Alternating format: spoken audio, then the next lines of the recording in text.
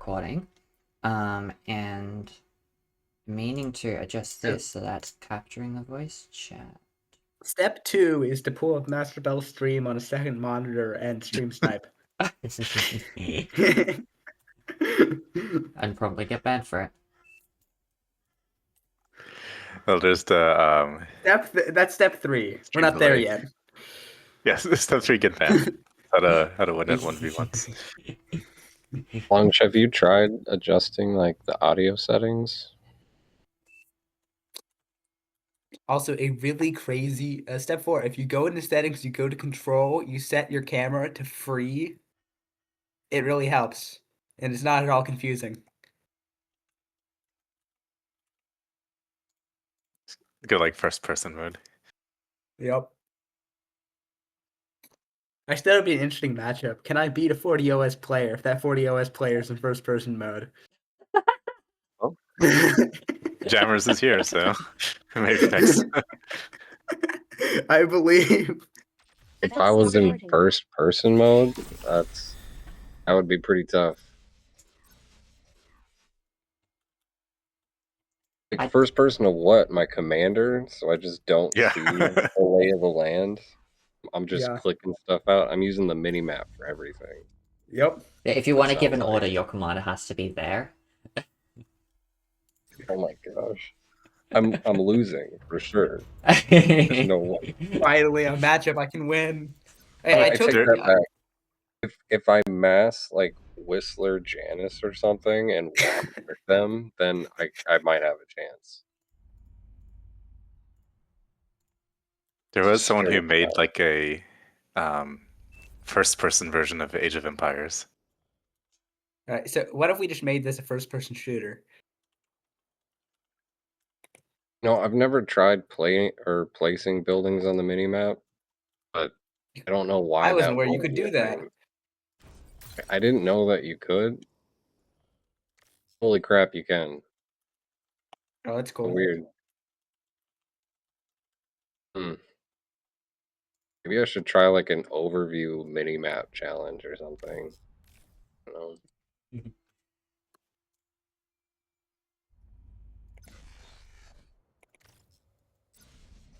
Gotta do something about that energy stall. How many mistakes have I made so far, may I ask? You wanna get your energy sorted out before your commander starts walking.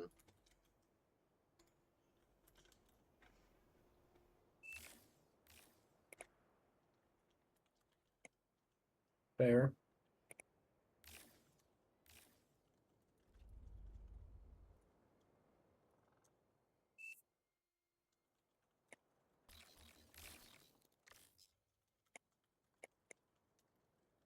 Okay.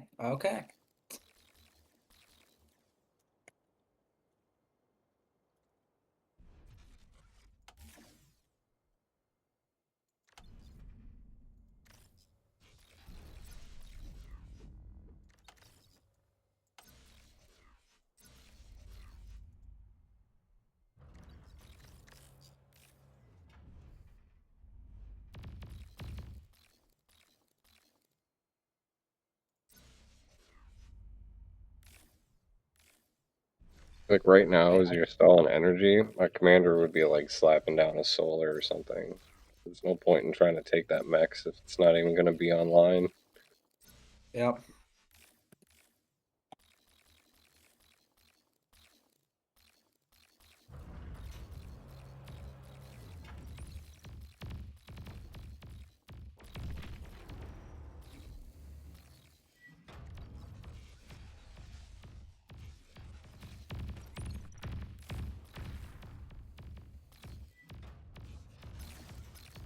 Yes, I see you're using set target there. Do remember that the Rex block your line of fire. That's the point. I'm avoiding his ability to actually do anything to me by running around these Rex.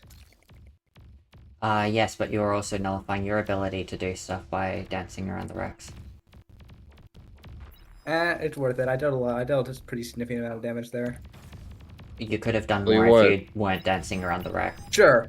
I wasn't paying attention to my own base, which is a minor issue. Yeah, just a slight problem. That's okay, you wouldn't have seen it coming anyway, because you didn't have radar. I was about to say Yes, the that's what greatest I was no, forgetting. no radar That's what I was gaming. forgetting. I mean, I forgot Yeah. radar too, to be honest. Shame. For shame. Shame. We've dishonored our.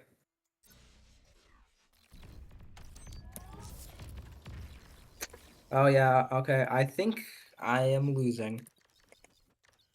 Just got mentor status. He's already looking to lose it. It's crazy. Let me tell you about my lost streak that I've had. Well, don't worry, I of all people will know that once you lose mental status, it's possible to regain it. Nice. Yeah, but nobody You know, stripped you of I status. feel like I have an You army just advantage have other right now, things but to I'm do. just down. I think I have an economy disadvantage, but an army advantage, and I need to be pushing now while I still have an army advantage. Totally. Is my sense for how this is going. And... Actually, I don't think I have an army. I think I have, and I think the window's Or closed. you... Yes. You could have taken that fight differently, and you could have kept that army advantage. Yeah, he should have kited the tip of his army rather than like running in between the units. Yeah. Giving him a Also, better trade. if you don't fire out the constructor, you did what... Alright, what if I Oh, just... what? How did that Oh, miss? What the hell? Oh, I don't know, Alright. you're just shy. bad. You're just bad. That was- You're just bad. Alright, That so was we've super reached the all in with the commander gambit stage of this, where I'm pretty sure you have less health than me. Well, you have to keep walking so you can keep firing at the commander, but I think that window's closed too. Yeah, miss micro. Oh, I don't even have the energy to degun. Yeah, no, it's just over. Well, this is awkward. Like, if I had the energy to degun, your factory would be dead right now, dude. I need to get back to my LLT. Yeah, no. No, if I had the sufficient energy, I should have tried to stop my lab and degunned your lab. If I degunned your lab, I might have had a chance. Yeah, So this is a I'm not good sure time I'm not sure emphasize- degunning the lab. Oh, sorry, go ahead. I was just gonna say this is a good time to emphasize like you need energy to spend metal and degun and do all that stuff. Yep. It's super important that you get your energy straightened out before you start trying to take real engagements other than like scout harass and stuff like Probably that. And should have thrown down. especially not walking into their base with your commander. Right. Yeah, probably should have thrown down. Actually, if I'd thrown down solar next to the LLT I had, that could have gone better. Commander walking into the base in that situation, I think would have been fine, and honestly better than at that moment if he sat and put down a solar collector. But what I would say yes, that goes for the energy situation for basically any other situation in that game. Needed to resolve that first. Needed to resolve that before moving your commander out of base, because you built 2 metal extractors that you never used the metal production from. So it would have been better if you didn't have those 2 mexes and you had another. Terribly. That was my main issue. Yeah. I mean, you could turn it off, but in my opinion, you might as well let it adjust your ratings as you learn. Help the system learn while you learn. It's like... okay, what it's going to learn is that I am... It's also my 1v1 rating is a bit inflated right now because I only played 1v1 against a friend. So, well, you're still so winning, you want to keep it inflated. And now you're only playing against me, so you're gonna keep that. All right. Yeah. Let's just have Jammers go after you for a little bit. I like to watch him beat up on somebody other than me for once. Yeah, Jammers. Well, yeah, maybe it's good that I turned off maybe we should turn rating back on if Jammers is playing. You're gonna make me try. Okay, I put my stream up on Jammers, Discord. I want to see the first person play. I mean, I could zoom in and like tilt my camera real, I don't know, like 15 degrees, something like that. Get it real close. Try the 15-degree tilt. No, just play normal because then it'll just be Battle started. Like I don't mind losing if I can learn from it. So wise words. Next up. This is a pretty small thing. You can build 3 mexes without stalling now because the commander produces plus 30 energy per second rather than plus 25. So you build the 2 mexes in the solar, you can do 3. If you are going to do 2 mexes then something, I'd probably do 2 mexes and a wind generator if wind's this high. It'll be done faster and it costs less. Makes sense. That's a very slight optimization compared to the other things I want to talk about. This is a bigger thing. Your factory, you probably want to aim... these numbers may have changed. And wind is going down, so that turns out to be alright, but you probably want to aim for more about plus 70 energy production, rather than like plus 80, plus 90, which is where you were. Would just save you building 1 wind generator, but as it turns out, it's just fine. Yeah, I probably overbuilt energy before building my lab. Yeah. And what do we have out first? I mean, I was stalling energy like crazy, so... On this map... Yeah, from this point you're stalling energy.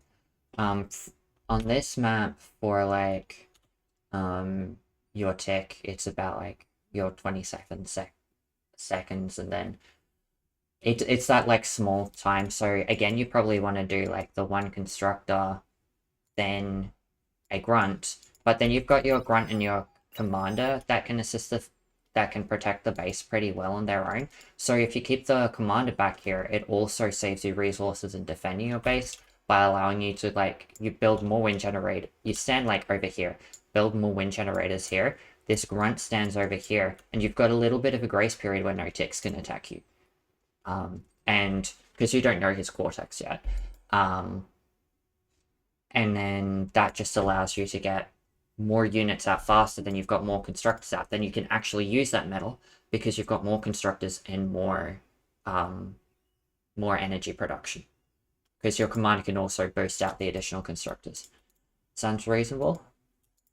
Because, like, these two together at the moment, that constructor hasn't actually started building yet.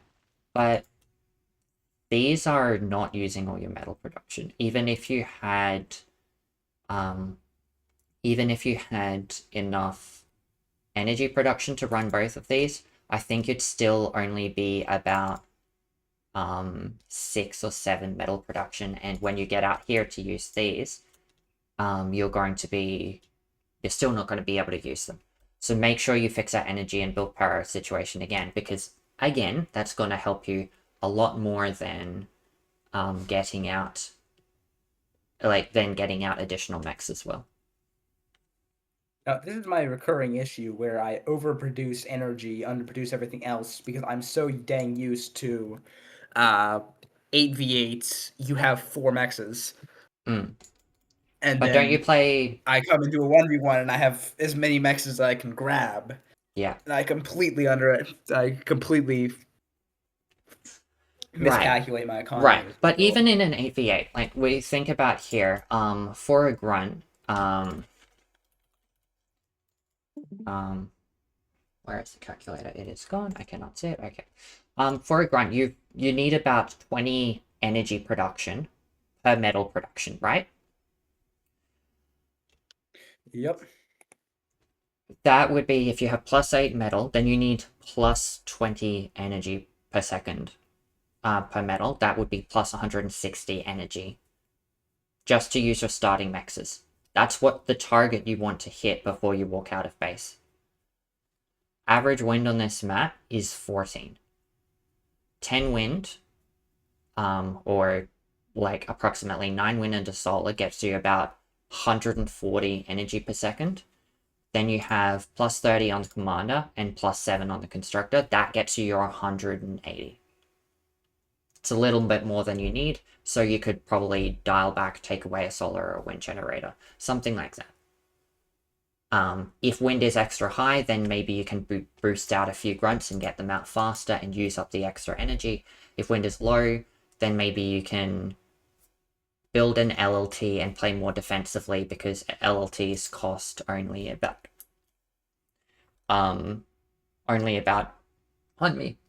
8 energy per metal. And so that uses those resources a lot better. And then, again, because you've also got this constructor in here, even when these are using all your resources, I guess if you build a solar, it does use up the metal a bit better. But when you're building grunts, you don't have enough build power to actually build grunts as fast as you produce metal. So, again, no point moving the commander out until you have at least one more constructor back at base to use that. Othello, what he's done here, he's gone for that about 174. That's the great amount of energy production. When he mixes in constructors, because constructors cost less energy than your grunts per metal. So if you don't have quite enough energy, constructors are better to build than grunts. And yeah, it's very balanced. The other thing finally is like you send out your commander to get these. He either needs to build the energy, and you need to plan this. You queue the mexes and then queue the energy, or you queue a constructor that builds the energy immediately, because it's going to need the time the commander walks to build the energy because it builds slowly. Make sense? Yes. Alright. I could talk about more in this game, but that's a lot already, so let's just rerun it exactly the same. Do that start again and see if you can build that better.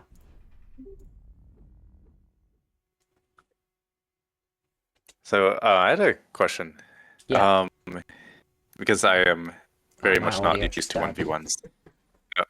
Okay, try again, it might be working. Okay, can you hear me? Yeah.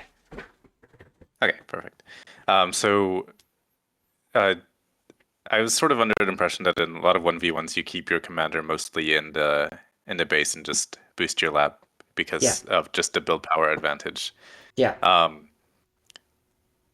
So is this something that, like, I feel like here that might be more useful to send the constructors out, but like, was there any like particular, I guess this is also for Nixha, was there any particular motivation you had for sending the commander out, or is that just so you could have like a protected like expansion?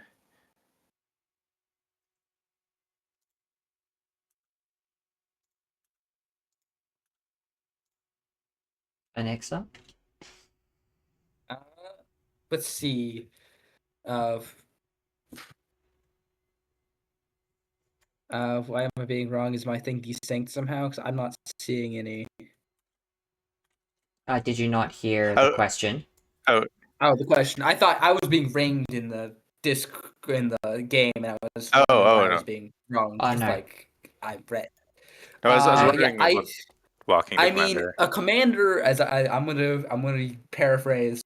Bell told me last week, a commander really just shuts down a lot of plays in a lane. Yeah.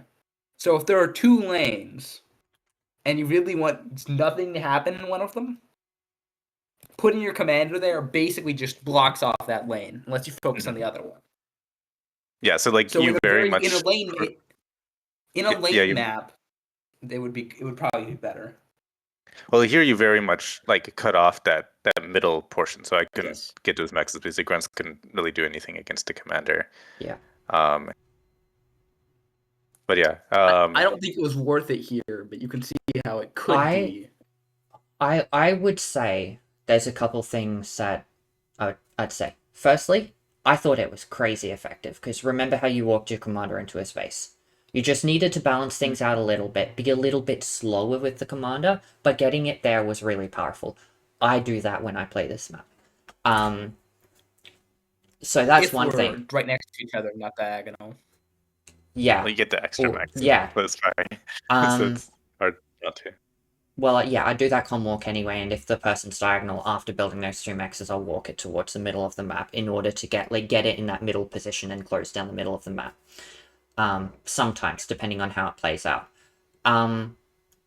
So there's that, but then the other thing that it's really dependent upon, in my opinion, is radar. Because because part of the idea is you have the commander in one lane, and then your mobile army covers the rest of the map, and then maybe you have a faraway lane that you just pork with a constructor.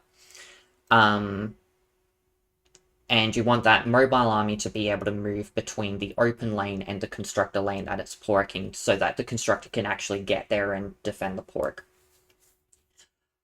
In order for that army, that mobile army, to cover the area on especially such a large map, you need radar, so you see where the enemy units come from, and it covers it. The other thing about that is what Nixha, you did this fairly well, putting your units further across the map so that they can intercept the enemy units sooner before they spread out. Yeah, if I'd had lack of radar, lack of energy, and just base planning were major issues for me. Yeah. Okay. So yeah, let's run that back and see if you can fix your energy. Just get that practice because that's a recurring problem. So let's get that out of the way. Yep.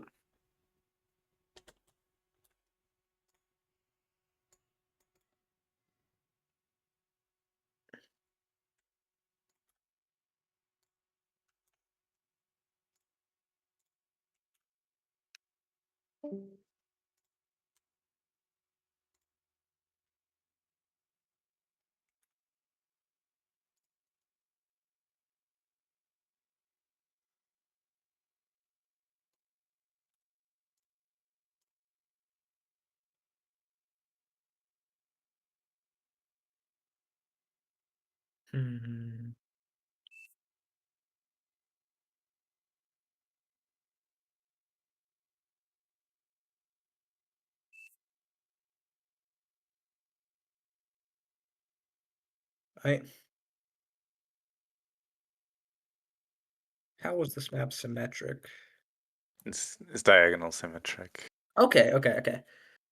I don't think it's perfectly symmetrical though. Yeah, no, it's not It is perfectly. not. No, and actually, I'm just gonna say 3E is a better spawn. I'm pretty sure.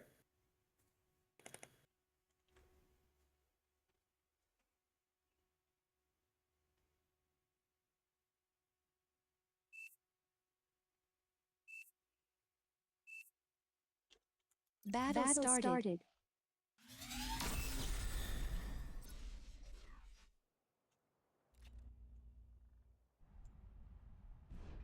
A little micro optimization is that your commander spawns facing south, so you can save a tiny bit of time by building the mechs directly below you first. It saves like the tiniest fraction of a second. It probably is completely irrelevant, but I definitely make sure I do that every time. Yeah, I mean, it's a free optimization. I lose nothing to do that, so. Except a little bit of time and a lot of your sanity. I mean, your sanity is. Yeah. Our sanity escaped us long ago, my friend. Okay. I've got to mute for a moment.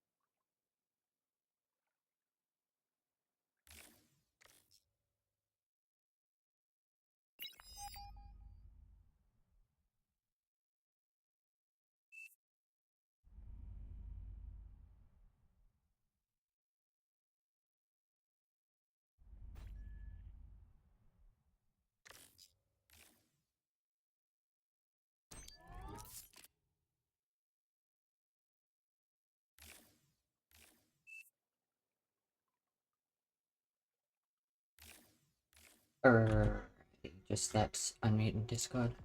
Alright, I'm back. Yeah.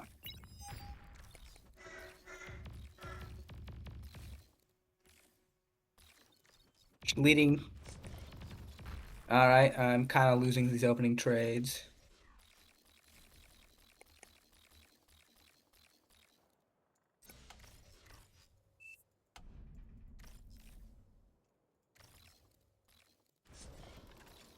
Oh crap! I stalled a little bit. Yeah, it's okay. You're working out your game plan. It's looking pretty solid so far. Keep in mind. Behind that we're never Keep in mind you've sent gonna out use. you've sent out constructors. So for every constructor you send out, you also want a constructor building energy. Yep. In this case, my commander's kind of managing that right now. All right. For Have you tried using Q mode? This is a bad time to be building energy because you're fighting on the front line. what makes that up? Because whoever keeps building 'Cause now I'm units being is going to win overrun. the battle. Yeah. Yeah. And so you're going to lose more units by building energy than you'll lose by not being able to build it because you don't have enough energy. Nice one with that one. No, he saw it earlier. I just sniped. I just ran away. I just ran away on a very long run and came back. Yeah. Nice. How is front going? It's not going particularly well. What a hero grunt. Might have It's saved the still game. okay. It died because I APM stalled while trying to counter his other movement. Here's my problem. Yeah. You're down there. He's everywhere. Yeah. Good So the belt. problem is, Why did I they pass was there? They took a detour. That thing you said about having not a fan of that. building E whenever you send one out mexing. Yeah. Do you like do math on that, or is that a general rule that you have? It changes depending on the map, but it's a good general rule. The exact number of constructors per indirection depends on how much metal they produce, depends on how close the mexes are together, and not today. how much the wind generation, or if you're building solar collectors, how much that produces for you.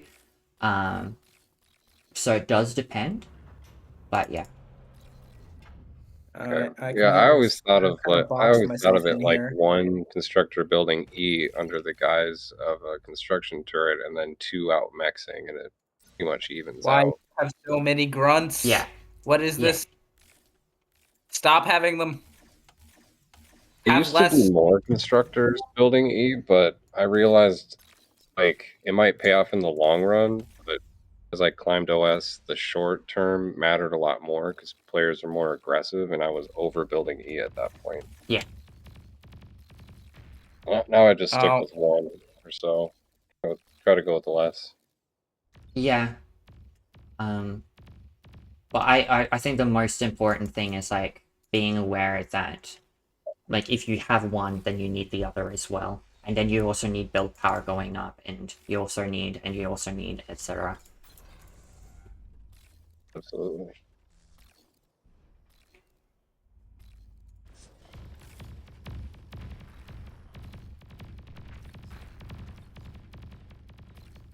Power of LLT. If you're winning a battle like that, don't let him get away. Chase him. Go among him. Okay, noted. Too late this time. Yeah. All right. I have a.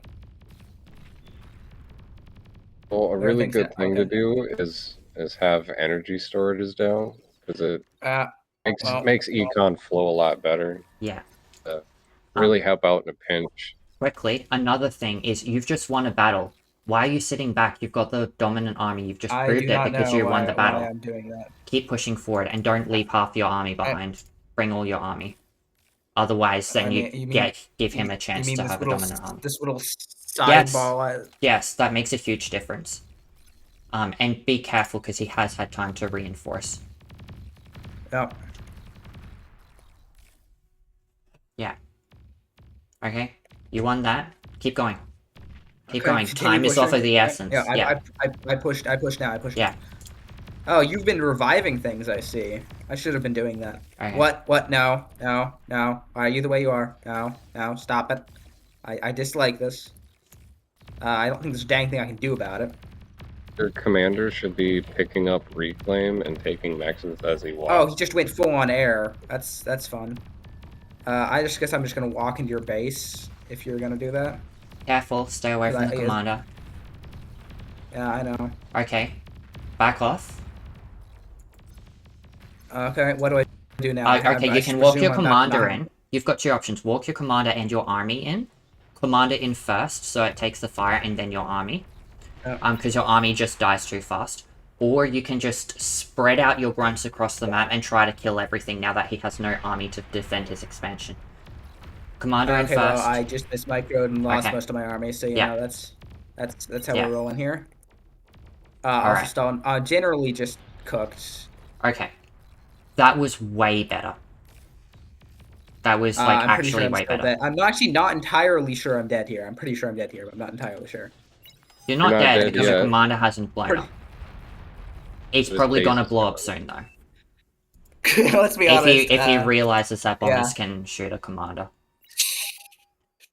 Okay, I've not streamed tonight, I think I promised, but I literally just tasked him right before you said that.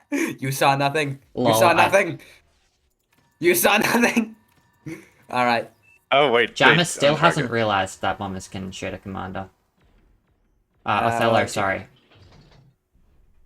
No, they have. They lost a target. You'll never catch me alive. Scouts? You'll never catch me alive. You don't know where I am.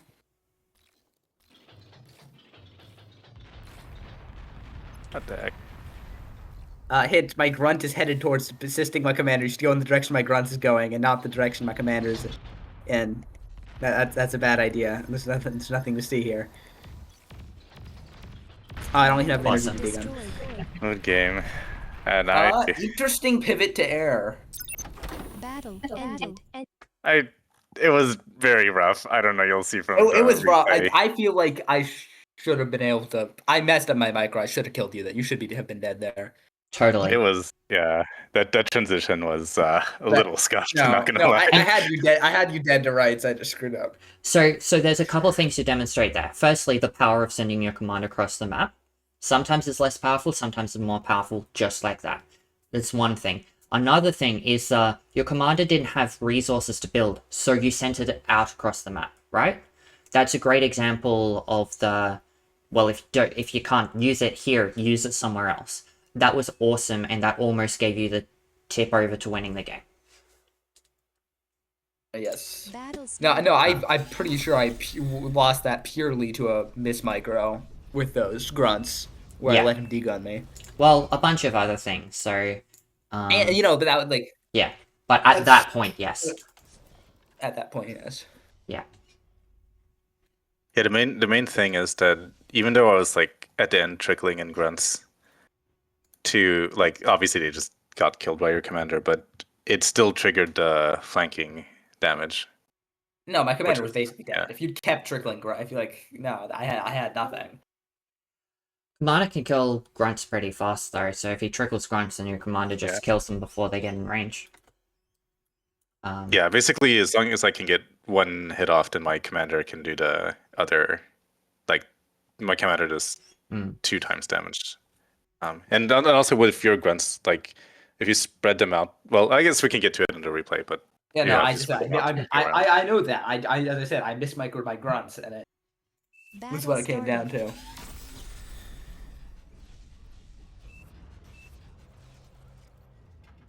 Okay, here is the problem, Nixha. You, like, sure, build my energy again? No, you do build energy again, and that's great. The problem here is that you're now spending more energy than you're producing, so you're going to finish this factory and you're not going to have a lot of energy left, and we'll see that this slowly goes down. It's only slowly. Maybe it starts picking up later. But the problem with not having full energy when you build the factory is that the factory then runs out of energy to build.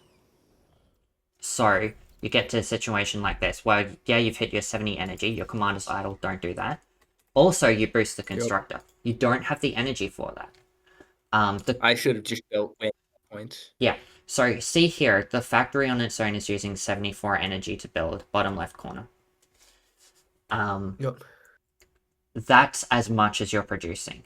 So in order to spend any more energy, you need to go and build more energy with your commander before it can afford to spend any energy. And so finish your factory, and then it goes back to building energy, and again, your target is at 160 energy income when wind is at 14. That's your target. And because this map, you can know, like, okay, one solar, one commander is 50 energy, one constructor, that's about 60 energy. That leaves 100 energy left over.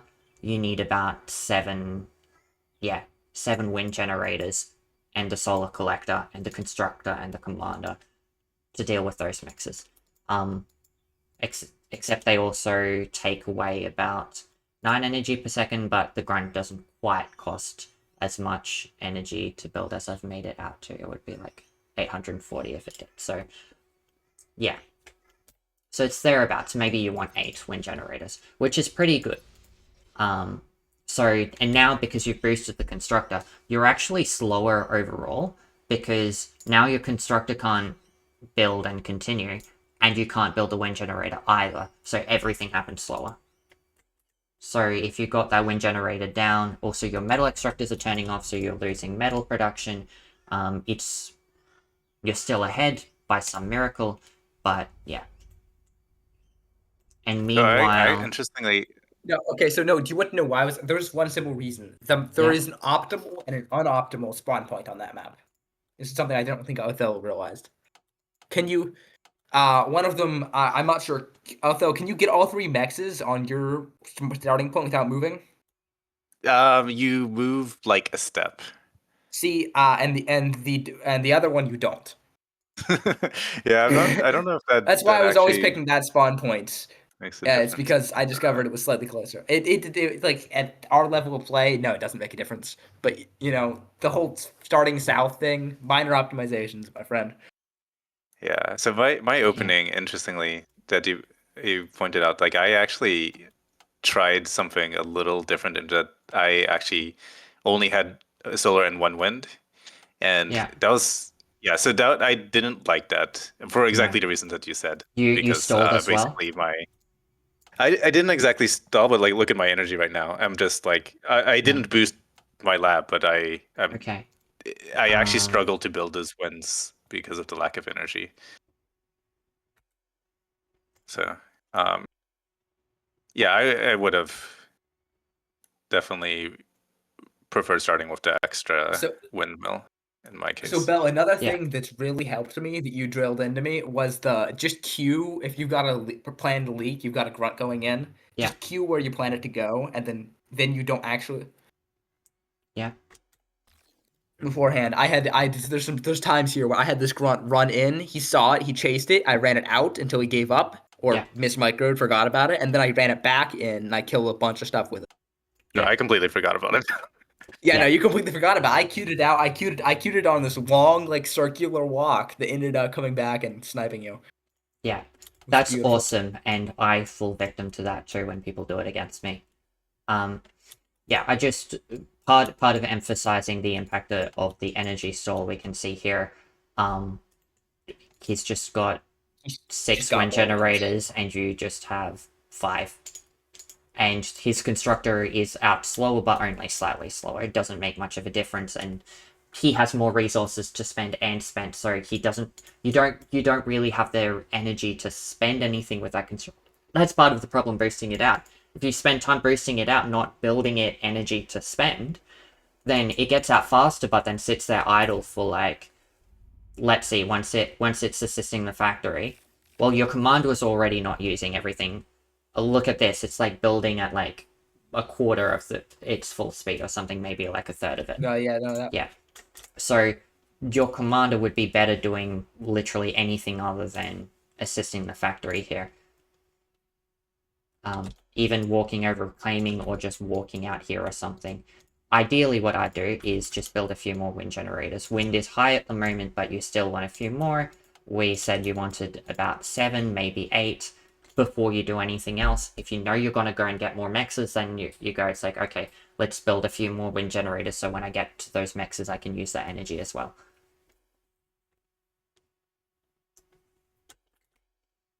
Makes sense. Yeah. Build's looking pretty solid here from Othello. He's got the 8 wind generators. He could use maybe 1 or 2 more because he knows that he's going to get that max out there. But other than that, just so long as he doesn't idle the commander, doesn't reclaim energy that he doesn't need, he'll be good. Yeah, you're right. I don't know why I ate that tree. I think I was gonna knock it down, and I guess I just ate it. kept So I would have knocked it considering down. going Lazarus on this map because like there are, but I never actually got around to it. Mostly 'cause it's just so high up front. Like the cost up front is so large. Yeah, no, that constructor. If I'm keeping my commander base, that constructor should have gone down to the 2 maxes to like next to the river and grabbed those. I think. Yeah. Yeah, I'll definitely try and get the quote safer mexes rather than the front mexes, unless it's No, front max is just a side effect of while I'm pushing Yeah. my commander out. Yeah. Yeah, and see now that we've got... Now you've got 8 metal. You're with the 2 constructors in the factory. This is your 8 metal and 168 energy. So maybe I estimated a little wrong. So let's say it is 1 solar, 8 wind generators. You're golden. You've actually got a little bit extra because wind is high. But see, we've got the 7 wind generators. Pretty good. You probably want that 8 given given what the average will be. And then your commander can go. You don't need him there anymore. You're using all this, you're using all this. You don't need him there anymore. He can just vamoose. Don't do this, though. Have a longer plan than that. If you know you're going to go into more constructors and defensively, queue them up. If you know you're going to stay grunts, just put repeat on. And when you change your mind, when you have another plan, then you go change your queue. But as long as you've got a plan, just dedicate your factory to that plan.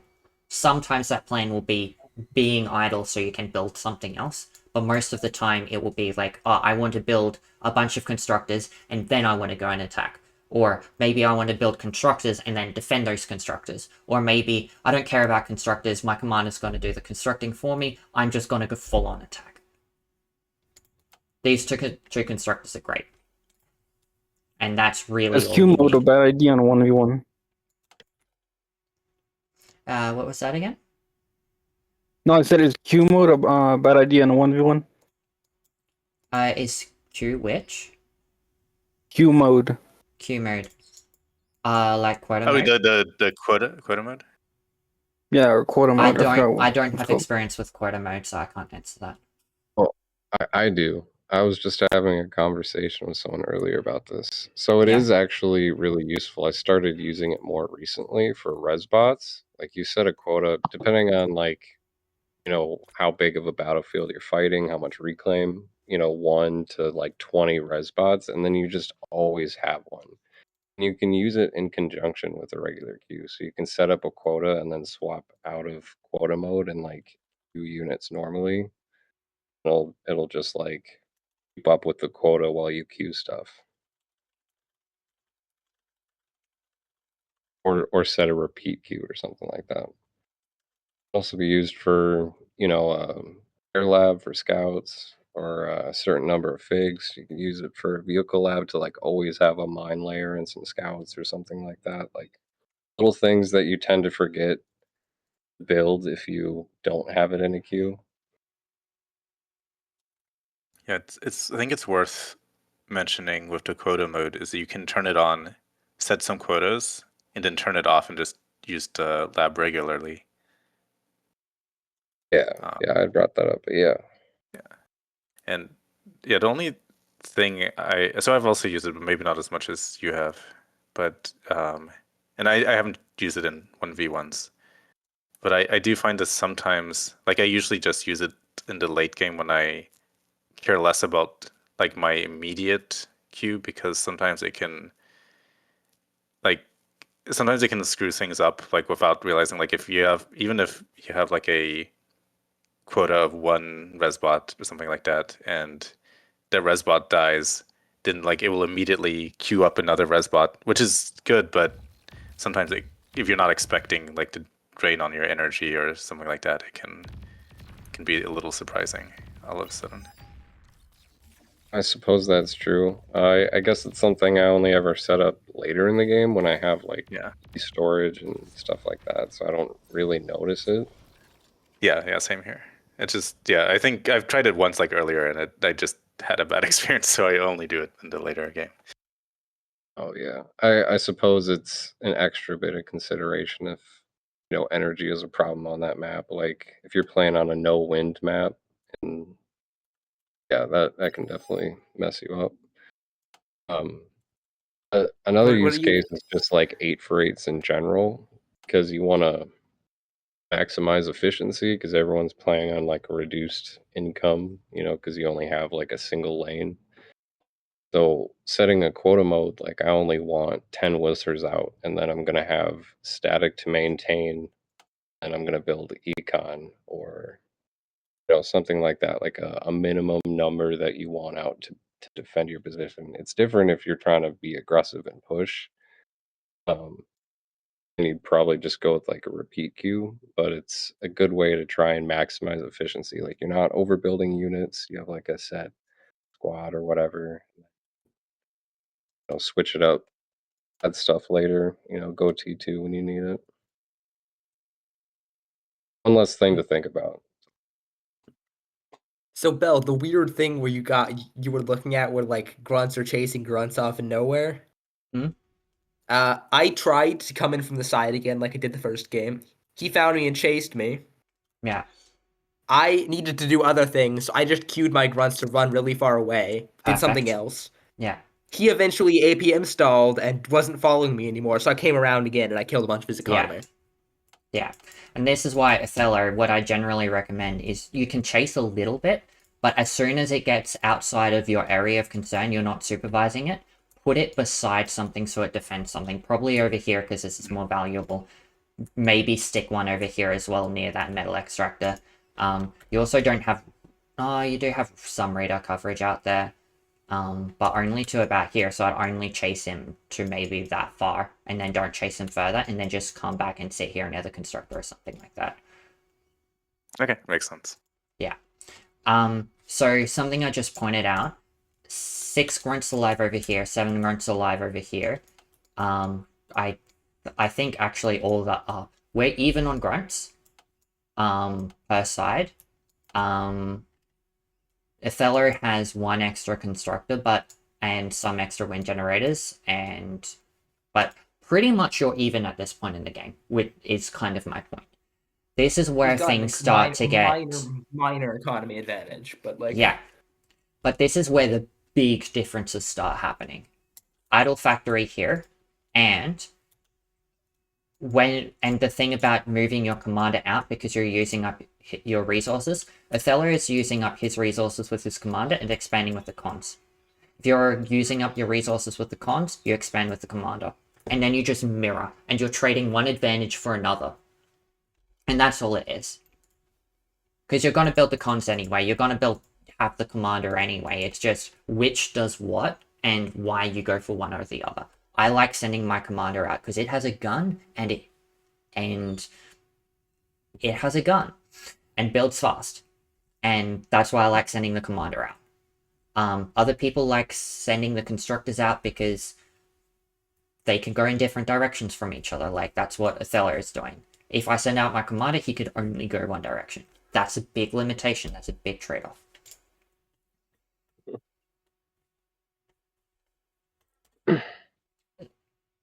Sorry, that's just to hammer home. It's like, have a plan for stuff. It's like, with your constructors. And then, of course, you do need something to build energy. Othello's built just 1 constructor to stay home and build energy, so I'd say you need another constructor staying at home just building energy. And then you can keep back grunts, and then you're even, you're fine. This game doesn't snowball out of control.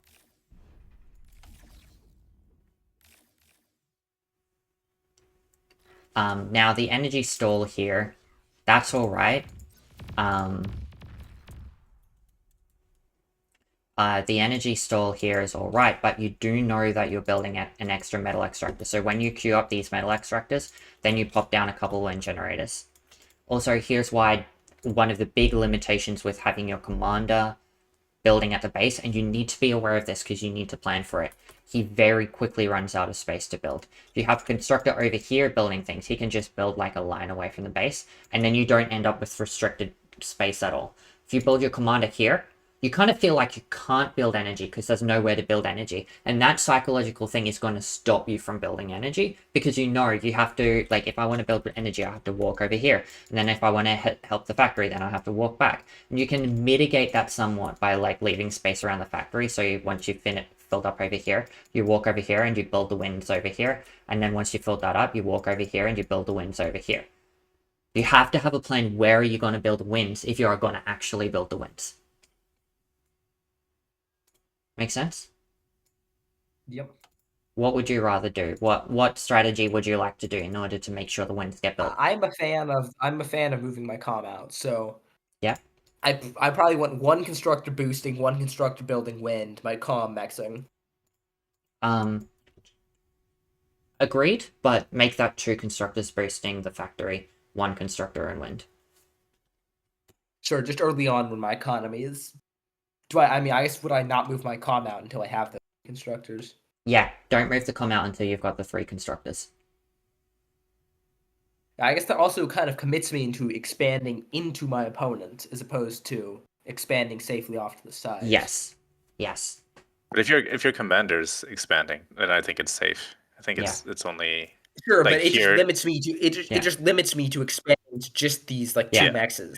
And then you've got another consideration. It's like, okay, you can go these 2 mexes, and then you've got a couple options. You can like slide up here and just start cutting this off. That's one option, and then you just build a wall of LLTs across the map. If he builds rocket bots, you build rocket bots or thugs back and fight and like use that. Or like you just cut off a bit, and then maybe you could use your grunts to cover that or something like that. But you have to use it aggressively and stuff. And then once you've got this kind of shield here, then you get yourself a situation where you have a lot more control over all of the map. So maybe he gets faster initial expansion over here, but you're in a better position to just cut off this part of the map and more freely expand behind. So ultimately costs you less to expand. That's the kind of trade-off that you're starting to make when you walk your constructor out versus a commander. Make sense? Yep. Alright. By the way, MasterBel, Crazy Dude is wondering if they can just do a 1v1 while we're reviewing the replay. That's fine with you. Who? Like Which? Jamerz and Ion. I'd probably go for another room for that so we can just head straight back into a game with these 2 when we're done. But more than happy for you to stay in the chat while you do that. Yeah, it's gonna be interesting. It might be interesting to watch, but you know, whatever. Yeah. I'd like to get Nixha one more practice through his build after this, and then maybe we can head over and watch some other stuff. Okay. Yeah. Okay. So, pretty good stuff from both of you other than those things, where Nix is at a pretty big disadvantage. He plays it pretty well from this point. He does eventually like walk the commander out. Wins the battle. Okay, this is where you start getting in a thing. These ones, once they're here, I'd probably just keep them running or something like that. It would be great if they could not die. You know how to keep them alive. No, I actually didn't even know about them. Remember, I walked them way out and I walked them way back. Okay. I didn't even notice it. I didn't even know it happened. Okay. The majors, which was an issue, but like, yeah, that's the reason I wasn't microing them. I wasn't aware I was doing that. Okay. Did you see the aircraft plant? I'm just kind of curious. I didn't think you did. I thought I stopped you just in time. Did not. No, because his grunts stay there and they don't do anything more. That was my main worry, actually. Yeah. This is the moment where you get an advantage. A substantial advantage again. You had these 16 grunts here. He had 14 grunts. These just stayed here while these just ran away. 2 grunt advantage is enough to have a massive advantage at the end of the battle, and you need that in order to start clawing back your advantage. The other thing to note is that Jamerz has a lot of naked... Othello, sorry, has a lot of naked expansion across the map. That's interesting for you, because if you kill this, there's nothing to defend any of this. So what you would do, and we can see this play out a little better, once you chase this down and kill this, and you mostly do, and even if you don't, you just chase it down, and then you get... Let's slow it down a bit. You're going to get right in front of his base up here, and we see that, you kill that, you're going to kill this one as well when you come past. Better micro, you could probably trade this more efficient, but it's pretty good. Othello could have bombed them as he flies over. You don't kill this mech and the constructor while you're there. But right here... No, actually, I think I do. At this point, I think I go. I realize I'm being bombed, so I go in because I realize I don't have a... Like, I can't... My economy's about to go away. I gotta push what I got. Okay, couple things. One, idle factory. In this sort of a situation, if you keep building there and you pressure, and he has to keep his commander on the factory to keep up building with you, that means he can't use his commander to defend his base. That's very useful. You can just stay away from the commander and go around and kill stuff. But possibly even better. You come forward, you still have a bit of an army advantage. They're walking the long way around. It's fine. You've got, what, 16 there, he's got 12 there. You can push right up to here. And then his commander's there, he can build LLTs. Maybe you can go around, but let's say you can't go around. Let's say he just happens to have a wall of LLTs there. Because it's feasible. Where do you go? You can't attack forward anymore. His army is here, your army is here. You're closer to his entire expansion than he is. You just spread out and he can do nothing to kill you. And then you just walk your commander away. And he can't kill that either. Send your reinforcements over to your commander so that when he eventually does catch your commander, you'll have defenses. But you just kill everything and then you reset and then you're even. And then you might even have a bit of an advantage. He still has his base and I don't have my base because it's about to be bombed. True. But it mostly brings it back to even. Mostly. I wouldn't call 10 wind and 2 factories even, but... Good enough. Playable. Playable. And playable, once it's playable, you still have an army advantage, probably.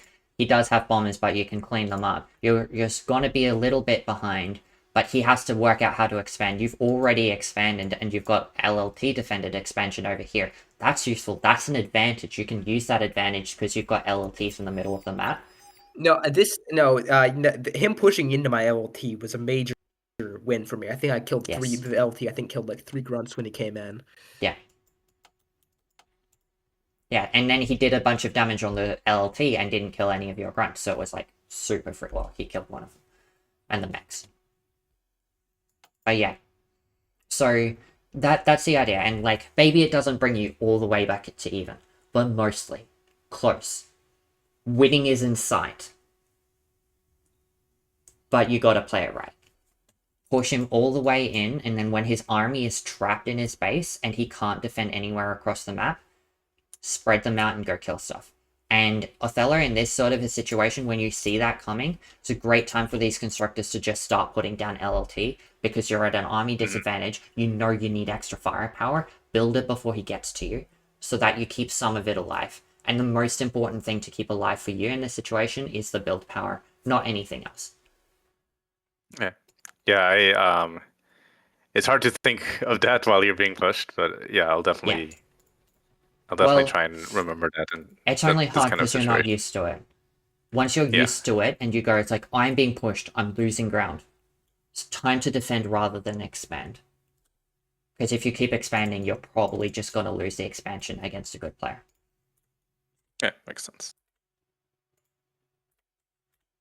Yeah.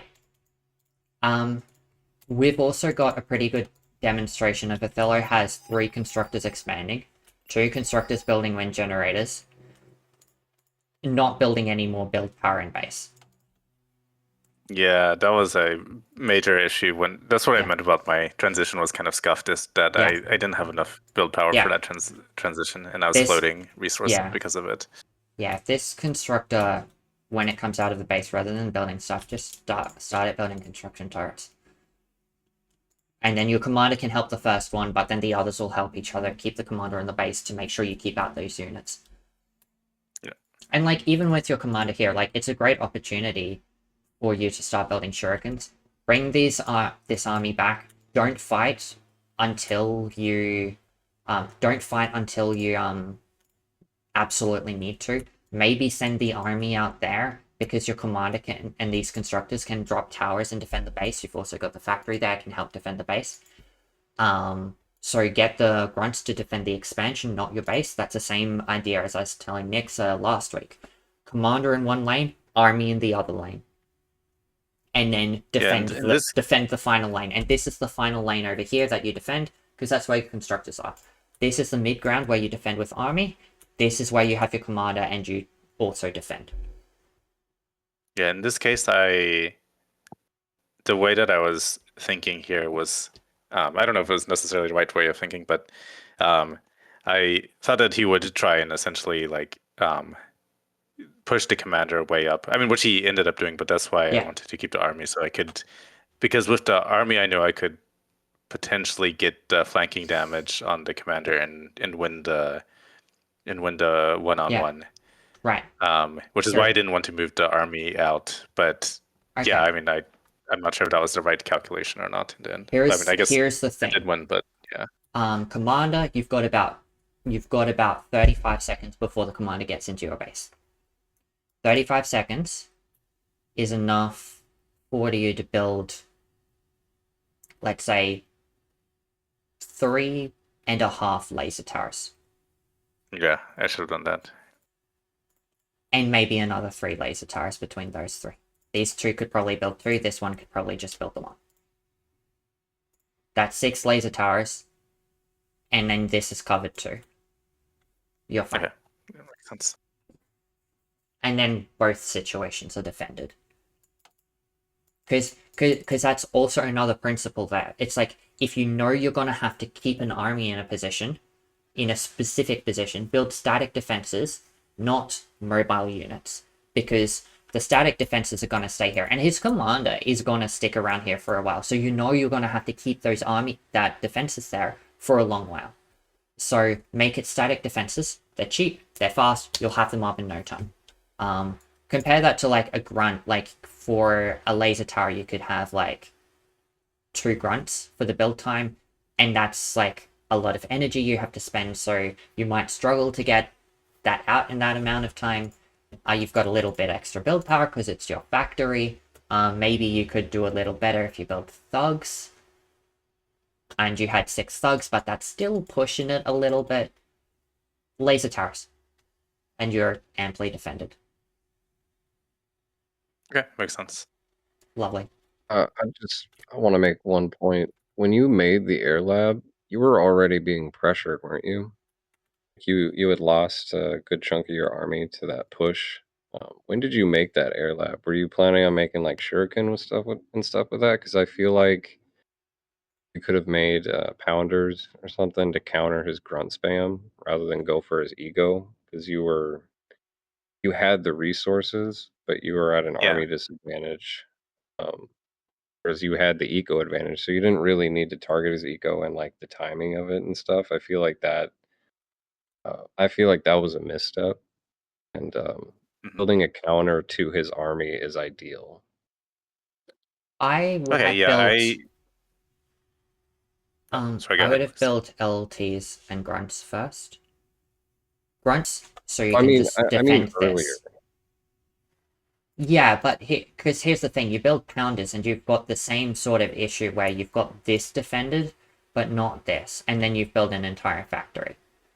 Get this defended first, then get this defended with more grunts, and maybe you could go vehicles and go in sizes, because they're cheap on the energy and you've got tons of metal, But you had plenty of energy too, so don't worry about that. Don't worry about saving energy because you've got plenty. Grunts out there, The vehicle. and then Sorry. you have something that can just bypass this entire army. And going air and bypassing an entire army is an equally effective way of nullifying the effectiveness of it. Because his grunts can't shoot your bombs. By the way, yeah, the decision I made for the air lab was that part of it was just, honestly, it was like part of it was just a mistake. I fat fingered the hotkey, but then when I almost queued up the air lab, I was like, wait, maybe I could try and close out the game with bombers, and so I kind of went with it because I wanted to see if that would be like a good way of like actually closing out the game. But I think that you're right that it was probably a misstep. Then like I think it was a great step, especially because it came before this happened. Except it looks like you built it right at the moment where this was happening. So how about build nothing and make sure these grunts stay alive? That's even better. Yeah. It was a bit of a mismicro. I actually didn't realize that he had that many grunts, and I made the classic mistake of moving forward while looking at my base to build something, and that was a pretty bad mistake there. Awesome. Nixha, you had something to say? Yeah, I main air, so what I would have done in that scenario, you actually only need one bomber to kill my base. Yeah. I would have made one bomber and then spam shurikens. Yeah. In your scenario. Yeah, the shurikens would have been very helpful. I kind of was floating at that point because my aforementioned lack of build power, so building multiple bombers didn't really cost me too much. And sure, but you could have had the Shuris out instead, and that would have stopped a grunt push in its tracks if I'd actually.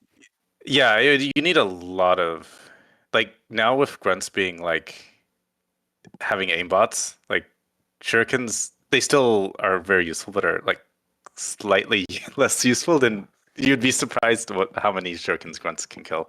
So you need a mass of them. Like, yeah, you're right that I should have just gone into a lot of shurikens, but yeah. Shurikens would have been very effective, especially if you use them at the same time as your grunts. And long term, the benefit of the shurikens. Say again? I'm not saying shurikens by themselves. Shurikens by themselves just die. I'm saying shuriken. You have shurikens, you have grunts. You combine them to be tar out of a pure grunt. Yeah. The grunts will target other land units before they target air. So you're absolutely right. Okay. Let us skip forward, I think, to when the commander's, like, the final commander coming into the base. So here,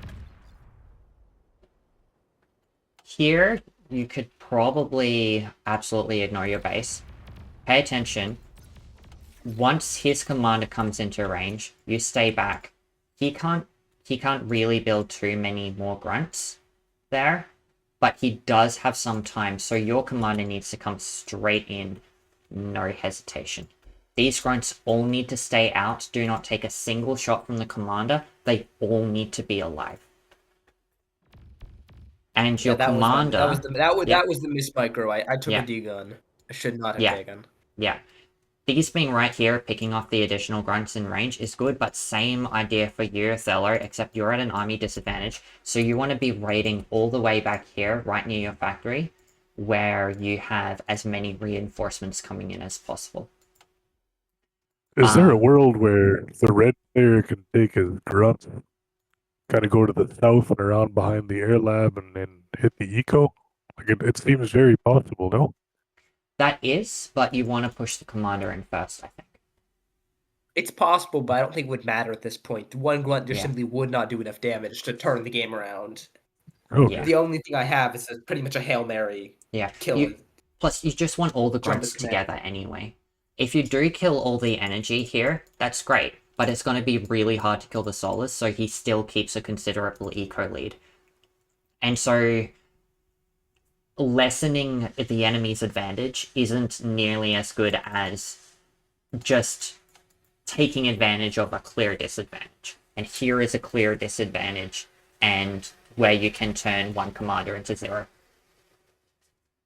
Yeah. So How does that work in a commander versus commander? Like, at what point does dropping LLTs or what does that interaction look like? How do commanders fight naked against each other? you build a laser not tower naked, behind you, all so he front. can't dig on it. Yeah. But this isn't naked enough with that.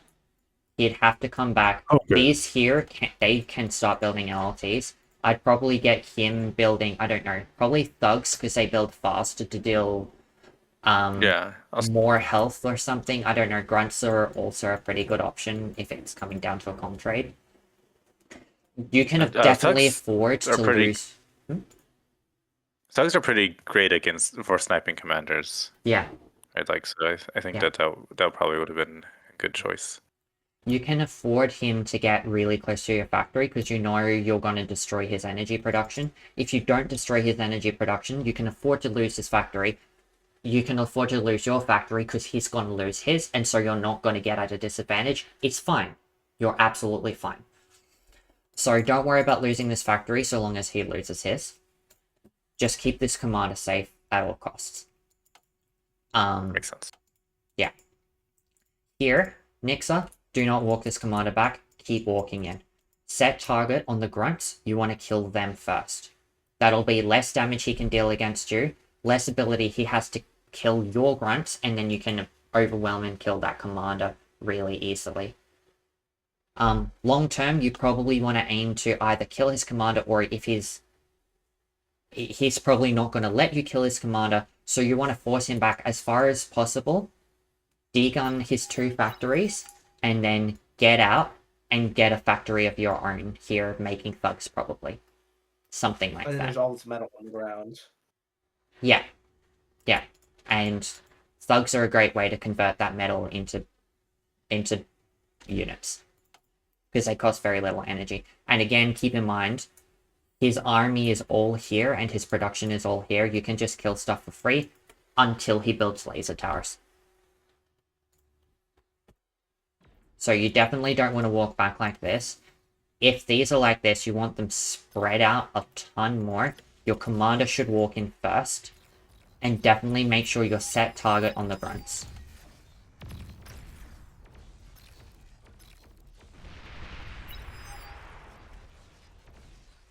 The other thing you can do is if he walks his commander that way, bring your grunts this way in the open gap. And just kill space. Yeah. And then you can confidently engage his commander once he's engaged yours. Once you're firing at each other, don't stop firing, chase him down, just keep following him in, and then these come from behind your commander, spread out in this line along there, and then come at like that, and then aim for something like, you want to aim to get something like this, a line like that. Then once you have a line like that, then I usually give a command like this or something like that to just scatter them. You don't want to give a line this way because then that's a line he can dig on. You don't want to give a line this way because that's also a line he can dig on. So you want to almost get to him and then scatter into a spaced out blob and surround him. And then he'd be dead, you would win this game.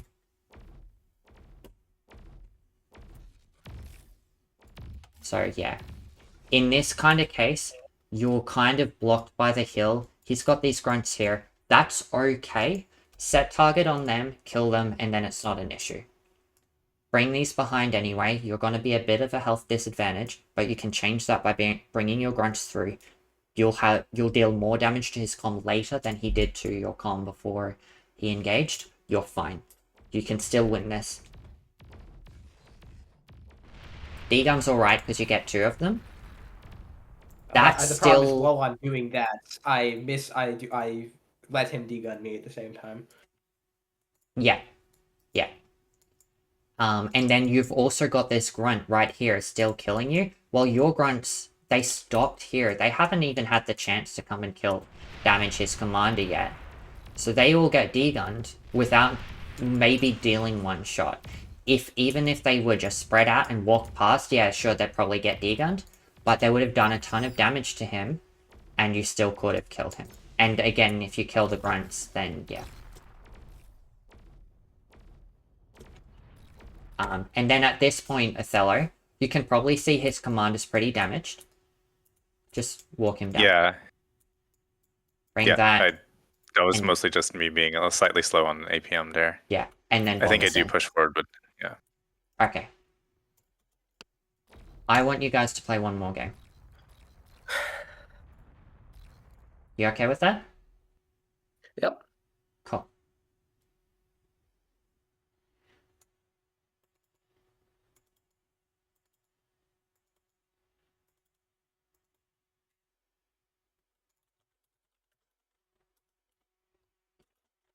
Nick is going in? Yeah, okay. Yeah. I believe. And then let's do a 2v2 with Ion J and Jamerz and Nixha and Othello. I can Sounds look at that. Yeah.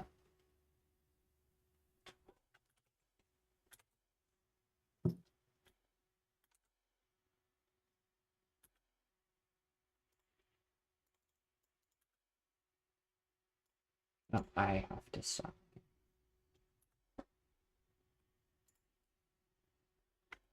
Okay. I'm going to change. I'm going to do absolutely nothing differently in any way.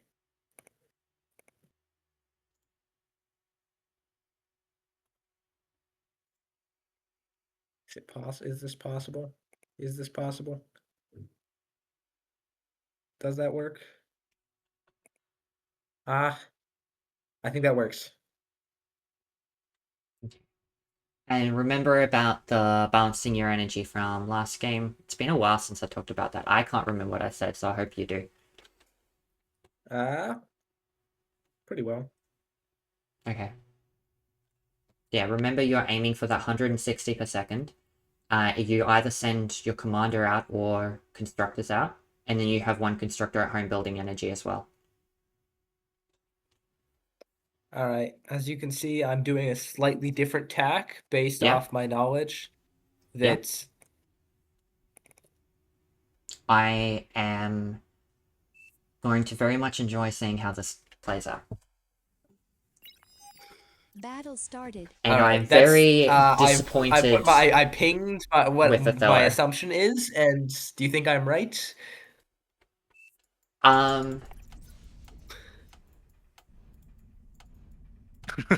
Interesting. I am going to enjoy watching this game.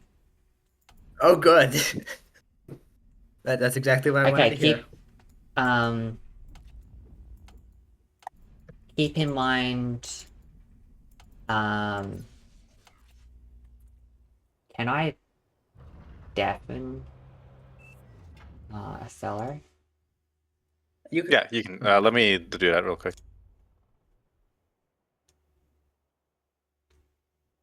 Hold on one sec. How do I do that? Awesome. Okay. Keep in mind that your incisors cost a lot less energy, so you won't need as many wind generators.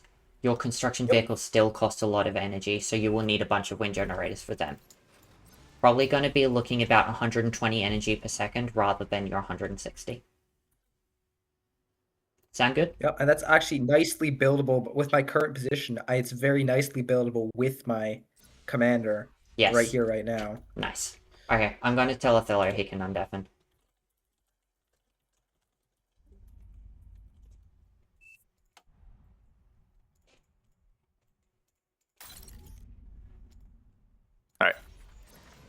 All right, thanks to the wind gods, I am screwed. Thank you, wind gods. Keep in mind that you don't only have to build more energy if when stalling, you can also just walk somewhere else and wait for it to go up.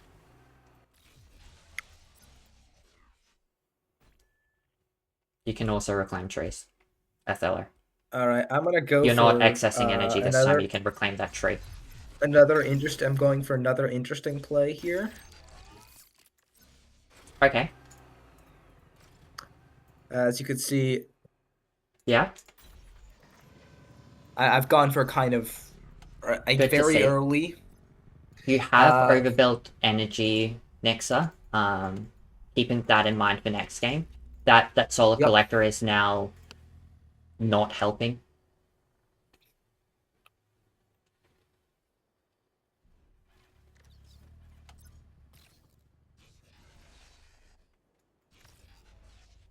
Pretty solid build from Othello so far.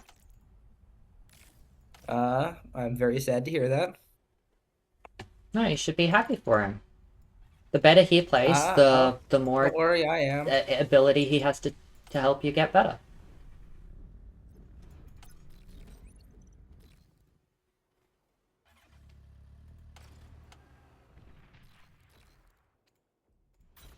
Okay.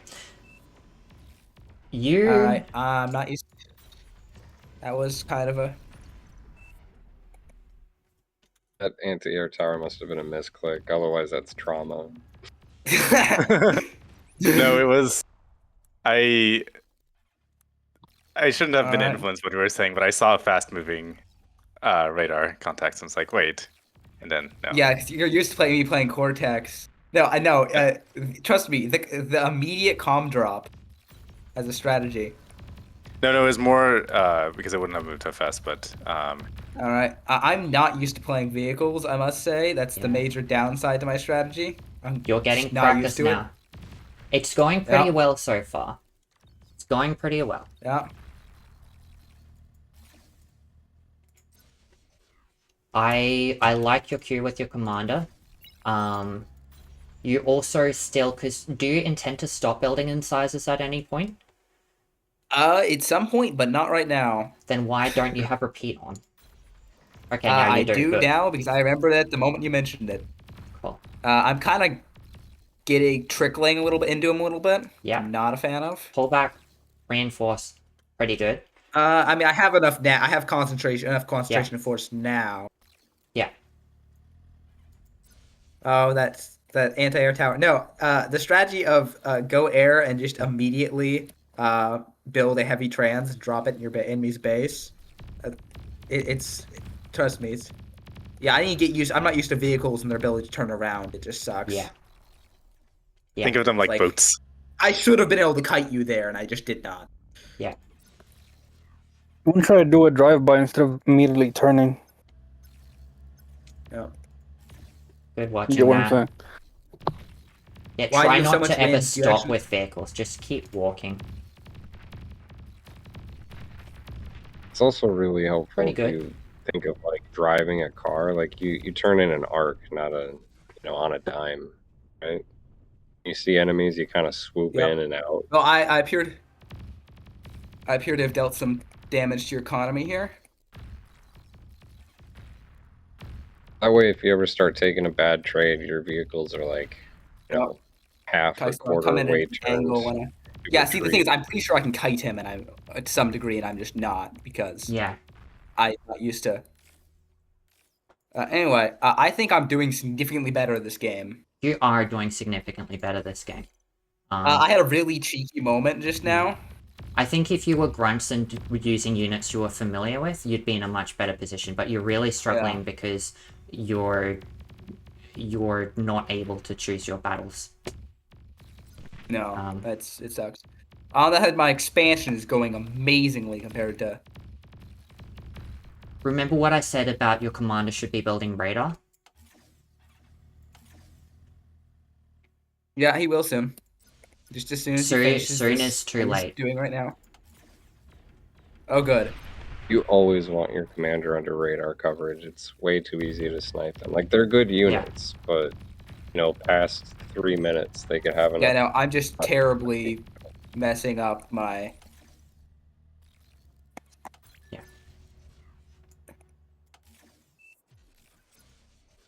One laser tower is All not right. going to be enough right now. I know that's the Is that a problem. foreshadow? Well, he's got radar now, so he can see it coming. I see what's coming. I'm not happy about it. Oh, I don't have energy to D-gun. No. I think it's over for me here. Why didn't I That is build GG. that energy storage? No. Alright. Very well played, Nixha. I was very happy with that game. If I was a vehicle player, you would have been dead there, dude. Yeah, if I it's was a vehicle player, you'd be so dead. Honestly, all you needed was to take better trades with Army and have another con expanding and get an energy storage down, and you would have, I don't know, maybe Yeah, no, won that. the And better not idle trade his was the factory, one. and build a few more wind generators because he didn't have constructor back at base building wind generators, and. No, I was like wasting energy most of the game. That wasn't Yeah, but that you wasn't stopped something wasting that energy was at very some late. point. And Yeah, I was too focused on all the other things Yes. to realize, oh, I'm no longer ahead on. you should have expected it because your commander kept building Yep. kept building metal Yep. extractors. So probably because you overbuilt it initially, because you overbuilt initially, you So- could build a couple metal extractors without needing another one. Are now playing. Oh wait, I was gonna get Jammers in. So, by the way, extremely cheeky moment for me. Remember when my con walked right into his my commander and his constructor both at the same time? Yeah, I know. I wasn't paying converted attention. his commander. I converted your constructor and sent it off to expand for him. Yeah. That was- that was pretty good. I don't know if it was the best thing you could have done, but yeah, it's pretty good. I mean, it was a free constructor for like 5 seconds of my commander's time. Yeah. Yeah, the one thing I'll say that even though like vehicles generally are quite strong, that where bots have a significant advantage is like in the middle there was like a huge wreck field that I was starting to resurrect. I know, I noticed that. And yeah, that's gonna be like a real it's gonna be a real issue basically. But yeah, I mean, if you manage like the thing is with vehicles that's in my mind kind of tricky with them is that you have to trade well and you have to avoid losing any of them because they're more expensive. So it takes a while for you to kind of build them up in enough numbers to be able to like be useful. But then you also but then once you have like snowballed them, you just run over like a bot player. Yeah, I know. I so was just trickling you the entire game Yeah. with yeah, badly my good incisors. Incisors. In my experience fighting incisors as grunts, absolutely win that matchup a bunch of the time, and I just didn't have the skill to do it that time.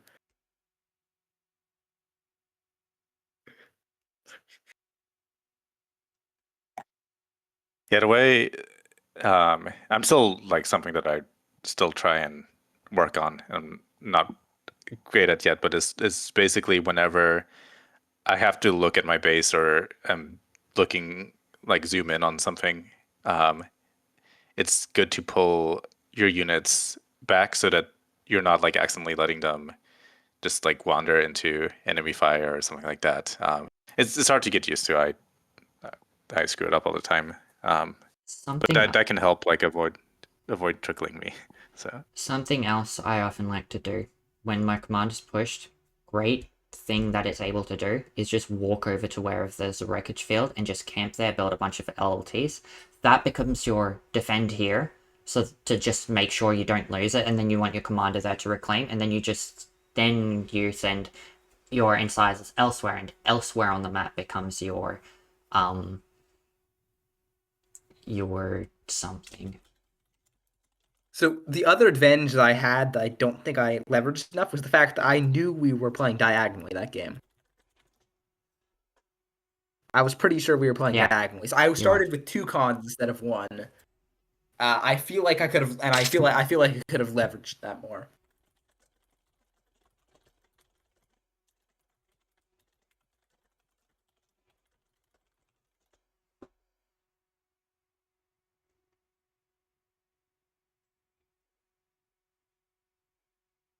Voice is completely cut out. Is anybody here? Yeah. Oh yeah, yeah. Okay. I said my thing about leveraging knowledge of position and just nobody responds. I think I missed half of it because I was distracted. Yeah. No, so what I was saying is because I knew we were playing diagonally this time, Yeah. I built more early economy and less early units. So what's Yeah. really funny is that I almost started in the north position because and then I was something that very Ionte disappointed had with said you. about it. That I didn't. Yeah. Well, because then I remembered Ionte was saying that like the Geo is really. I mean, I didn't think it was going to No. go to No, point where I'd get the Geo. I think but- I was wrong about what I was saying. Note that I also started in that position, partly because then I knew I would be able to do diagonal, partly was told by my betters that it is in fact a superior position. All right, what if I go here?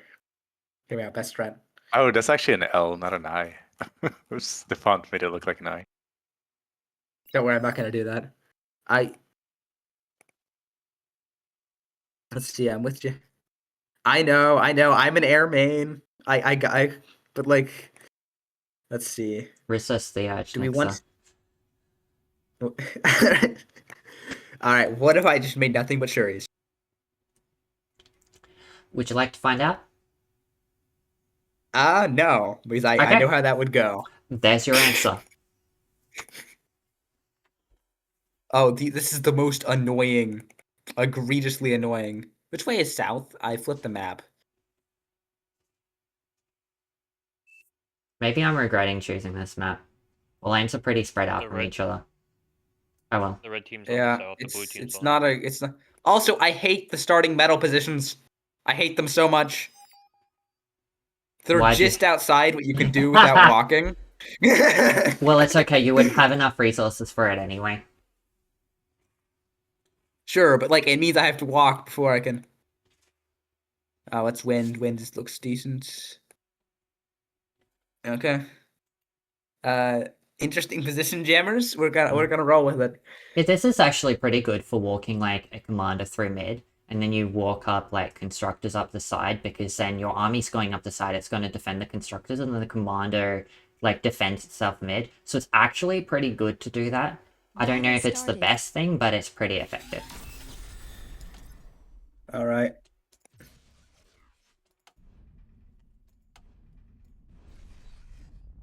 And next to the thing with the in your sort of starting position, the thing with like walking your commander one lane and then units another lane, it doesn't happen so much on this map because of like how wide it is.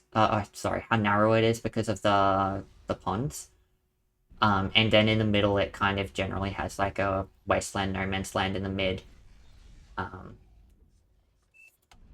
be honest, that kind of discourages me to go to walk my commander because I'm not actually getting the benefit of double lane. Like, but then there isn't a lane for it to close off. But there's it can be really effective with your single lane units like your aggravator and your thug, because they are highly repairable. They also need more line of sight with them, and the commander often provides that line of sight. You've also grunts can do that somewhat, so you can definitely leave your commander at home if you'd like. But generally, it's popular to walk the commander out.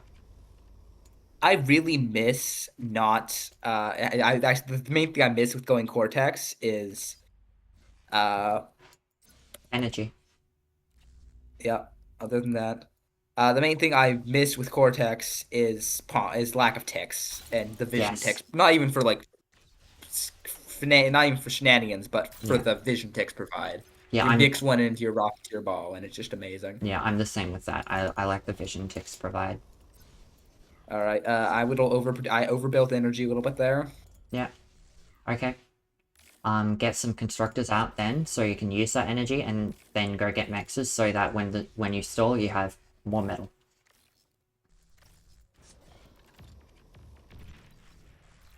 Yeah, probably 2 constructors on the factory and 1 building wind, and then yeah. Dan Bob's your uncle. He's your aunt. I see that. I'm not blind.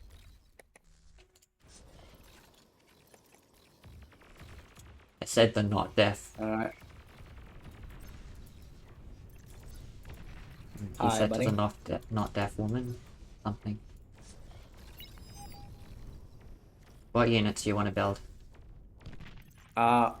Well, anything that will stop this malarkey Except a constructor. that is going on my base. Well, I had a constructor queued is the problem. Yeah. And it Right click it to get rid of it. is a major problem. Lack of familiarity with the get rid of it button. Just right click the constructor. Okay. Or I don't know what it is for like grid menu if you use grid menu, but yeah. I do not. Righty. Just right click it. All right. That's Yeah. nice. And at the you end of got that there, buddy. constructor's queue, get it to guard the factory. Make sure you've got it the queue finished in that respect. Yep. Yeah. It's just like putting a repeat at the end of the queue. Put the constructor guarding the factory at the end of the queue. Alright. And Alright. so like on these lane maps, it is a bit of a wide lane, so you kind of like close off part of the lane with your commander building LLTs and then walk it into the other part of the lane. That's what Lunge has done. I think this is Lunge- pretty asymmetric because Yeah, I'm pretty somewhat. sure I am fighting. I'm pretty sure. Mostly, I think I'm fighting. Whatever. I don't remember who's playing the two. Yeah, I'm fighting Ion J, and Othello is fighting Jammers, which is an interesting. Well, if it's not an I, then it can't be I and J. Yeah, it's actually an L. Oh, yeah. how is that pronounced? May I ask? Lunge. Lunge? I don't know. All right. So Reason- no. It's So, just so it's, lunging it's it kind out. of a. It's kind of a which one of us loses slower. Yeah. Right. So, Nixha, you remember what I said about LLTs and what you build when there's LLTs? Yeah. Yeah. I do, in fact, remember it. I will Okay. be. Just quickly remind me what it was. So I can Uh, be sure that you remember what you Rocketeers. told me. Oh, I remember. Also, Nice Thugs Green has up And in the then- business. If you can't use those grunts there, when might you be able to use them? I'm using. They're being used. They're actively being used. Not anymore. And your commander could have done that. So, go find somewhere else to use them. Right. Not there. I agreed with that. Anyway, Do you intend to stop building aggravators anytime soon? fair. Yes, I intend to transition into thugs because Alright. mass aggravators Cool. is not my. All right. Yeah. Make sure you watch those grunts. I'm Watch the grunts. watching them. Yeah, I'm Okay. watching them. Very. Okay. I'm not doing a very good job of it. Yeah. Keep watching. What is all the pinging about? No, the guns aren't gonna make it. Okay. There was plenty of space they could have gone and done damage. Yeah.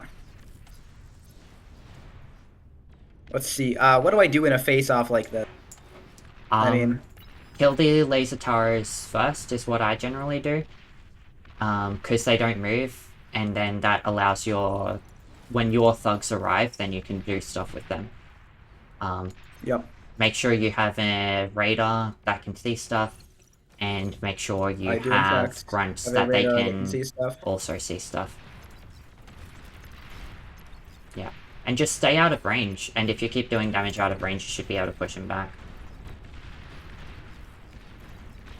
Let's see. Is there anywhere I can expand? No, not really. Nope.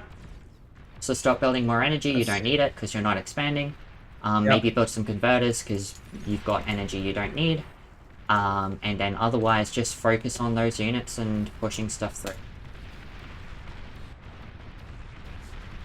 I feel like I have not yet terribly lost to my superiorly ranked opponents. I have not. It's not clear I am going to win this.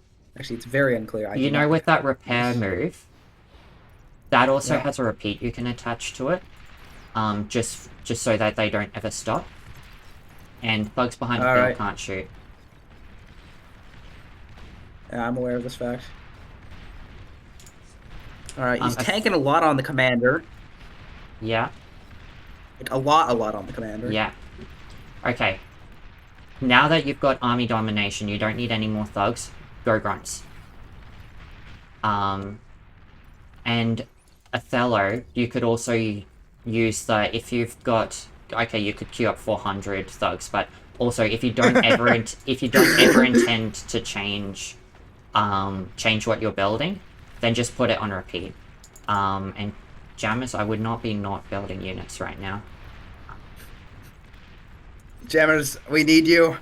I need you. I think I'm doing fairly well as You're actually as all doing this fairly goes. well. Just remember to go for those grunts. All right. Build them up. Keep those Fighting thugs moving pawns, forward. fighting pawns with rocket bots is not my forte, but you know. Okay. Just keep going forward. Don't give him any time. Keep going forward. Press him down. Okay, Press him so down. do you see what I'm doing? Am I doing a smart thing with my where I've told the grunts to go, or am I doing a very stupid thing? Sort of. All right, You not don't there. have radar. Keep your other units moving. All right. Oh, that was a problem. Oh, the beamer. I'm trying to remember. What? Why? Oh, that explains some stuff. Yeah. Anyway. Okay. Okay. You've got pushing ability. That means you can go T2 and match his T2. So go for a T2 factory and keep pushing. All right. I kind of just trickling grunts to Yeah, his base. so I stop guess. trickling. Keep your thugs and stuff doing. Start reclaiming because you're not going to use any resurrected T1 units against T2. Right. And place down that T2 factory. Get all your constructors on it. And probably choose something like, whatchamacallit. Alright, so now I'm just getting shredded by Right. tier 2s. Shouldn't have engaged, should have stayed back, should send your grunts elsewhere. You have some time, just keep reclaiming, and keep building that T2. What unit you gonna build from it? Probably Sheldon's, but Fiends would not be a bad call here. I'd probably go for Sheldon's and back it up with additional grunts from your T1 factory. Jammers, don't stop moving forward. Time is of the essence. Alright, should I not be eating my tier 1 factory then? No, That's pretty standard. Yeah, Alright, don't eat it. I've canceled my order. What you should canceled my do order to eat my tier 1 factory. is Jammers. You have all those shurikens that aren't doing anything because you're not fighting, right? Nixha is Jammers. fighting and he does need help. That's where your I need a lot of should it. go. Start with the longer range units, the gunslingers. I'm not sure what I'm fighting. I can't be clear it's not clear what I'm fighting with, is the thing. Yeah, okay, and Nixha, walk your commander up and go start degunning stuff. Yep. I don't have the energy for it. I don't have the energy for it. Okay, then stop your constructors building and ask him to share. He's got plenty. Yeah. Anyway, I've now have I've got a constructor building energy again. I've got a tier 2 lab. Sheldon's are really energy efficient, so you know there's that. Yeah. Okay. Also, you see the fighters coming to Jammers, kill the you're under fire. shurikens? Jammers are taking fire. Also, I'm being bombed.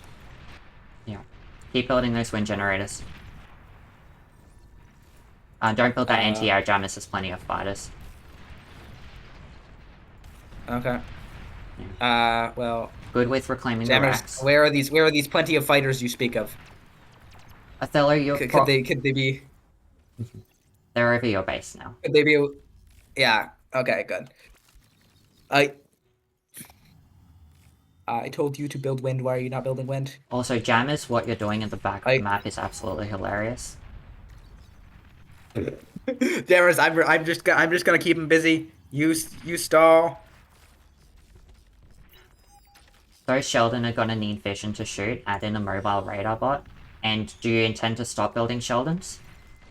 I intend to build specifically. Okay, I intend to build specifically a jammer, a radar, a bunch of Sheldons. Okay. Okay. Make But sure you I'm queue waiting up till that those jammer bunch and of radar are Sheldons. done to build. All right, so I just let a major leak in, and I'm kind of in trouble. It's okay. You've got a grunt in base.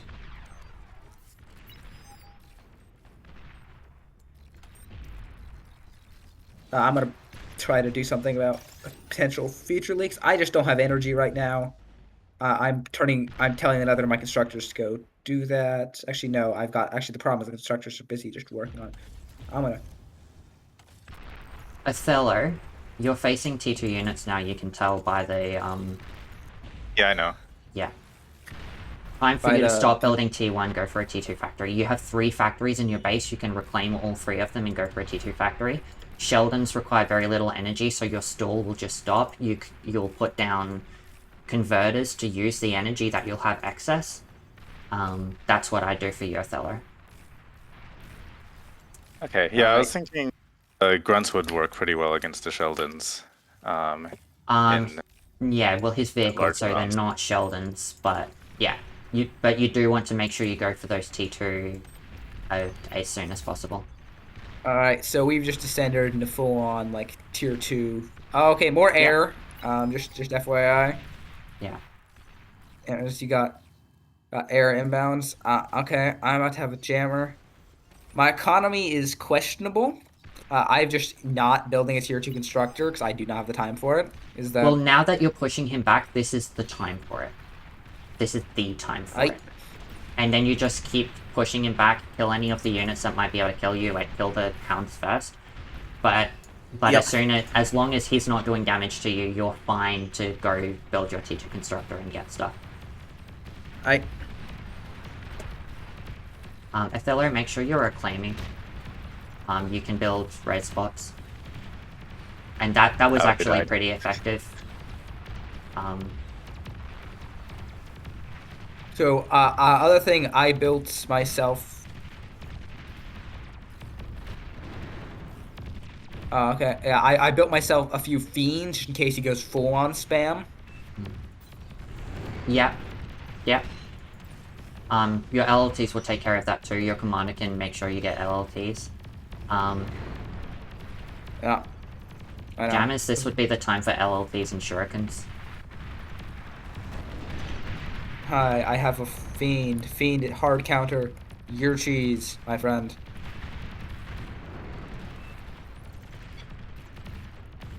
What is this guy doing? You assist you.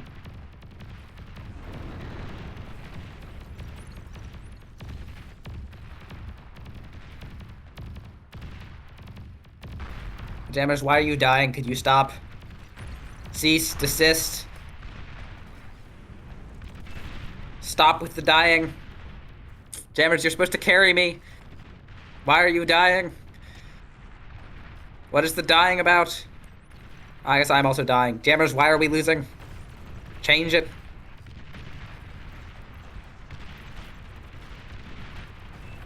You're doing really well, Nixha. There is a bit of I don't dying feel involved. it right now. There's a lot of dying involved. Yeah.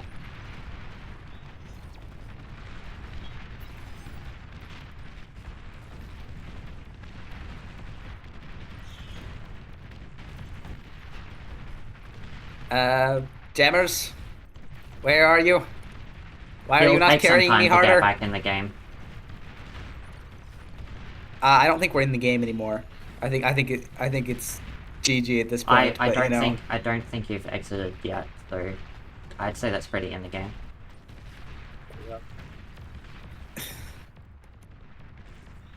Look, as long as I have a Sheldon ball, I can go for 600% damage efficiency. Is this a open game, like, for just anyone, or are you guys, like, doing, like, a genuine, like, help new players kind of, like... Help new players kind of thing. Okay, because I'm pretty new myself, honestly, but Yeah. I still could definitely learn some things. Well, yeah, we've got specific players that we're in practicing, but you're free to ask questions. Okay. Yeah, because I've been maybe playing this game for about a month. Basically got the econ kind of down, but I'm still like... As an figuring out expert in the macro stuff, you probably, as a guy who's thought he had the econ down, you have the... Yeah. I do not have the That's eco what- down. I thought I had the econ down. I was told Yeah. in no uncertain terms that I very much do not have the econ down. Commander Anyway, I'm dead. destroyed. Right. That was a good performance.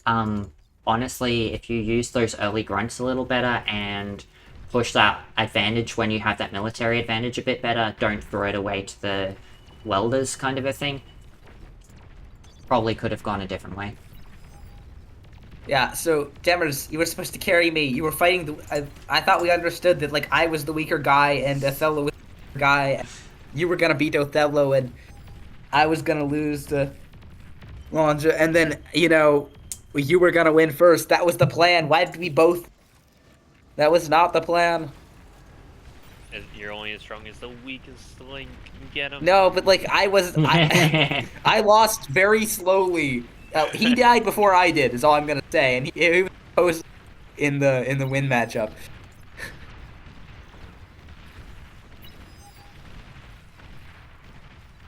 Yeah, Jammers, I'd probably focus on fighting with artillery, like your banishes and stuff. Probably actually go for a Tsar, since they're coming to you, you know they have to come to you. It's a great opportunity for a Tsar that can, like, slowly push out across the map. And by the same token, Othello, I'd probably go for artillery. He's really entrenched himself there. You probably want artillery that doesn't have to take damage to little damage. Okay, makes sense. Um, But I gotta fix my economy. Is Nightmare able to terminate that advanced fusion? Is that part of your moderator abilities?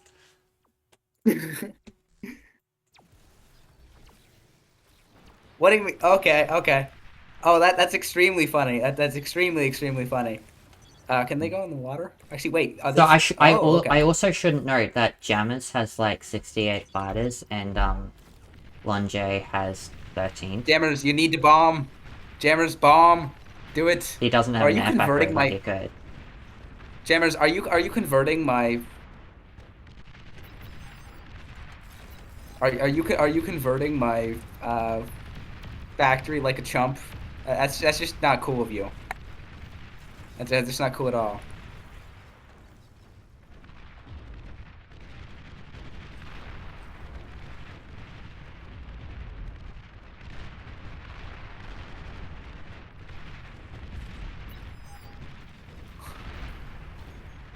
All right.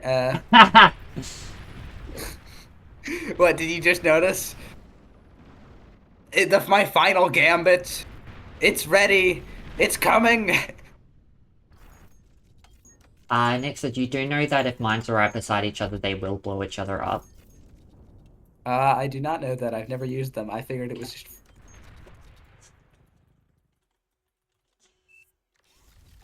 A guardian angel in chat told me to tell you that. So yes. when you can do the normal thing where you hold shift and alt and spread them out. Just also Space press mount, yeah. You press Z and it'll automatically space them out for you. It's either Z or X, but you can control the spacing automatically with the holding shift alt Z or X while you're building them. While you're building any building. Look! Don't tell him. He doesn't know. He doesn't know. He doesn't know what's coming for him. Commander destroyed. All right, we only got one more. Where is he? All right, so Jammers, can you build bombers or gunships and try to snipe the last comm? Your enemy can hear you. Yeah. And he but, just like... queued a flag.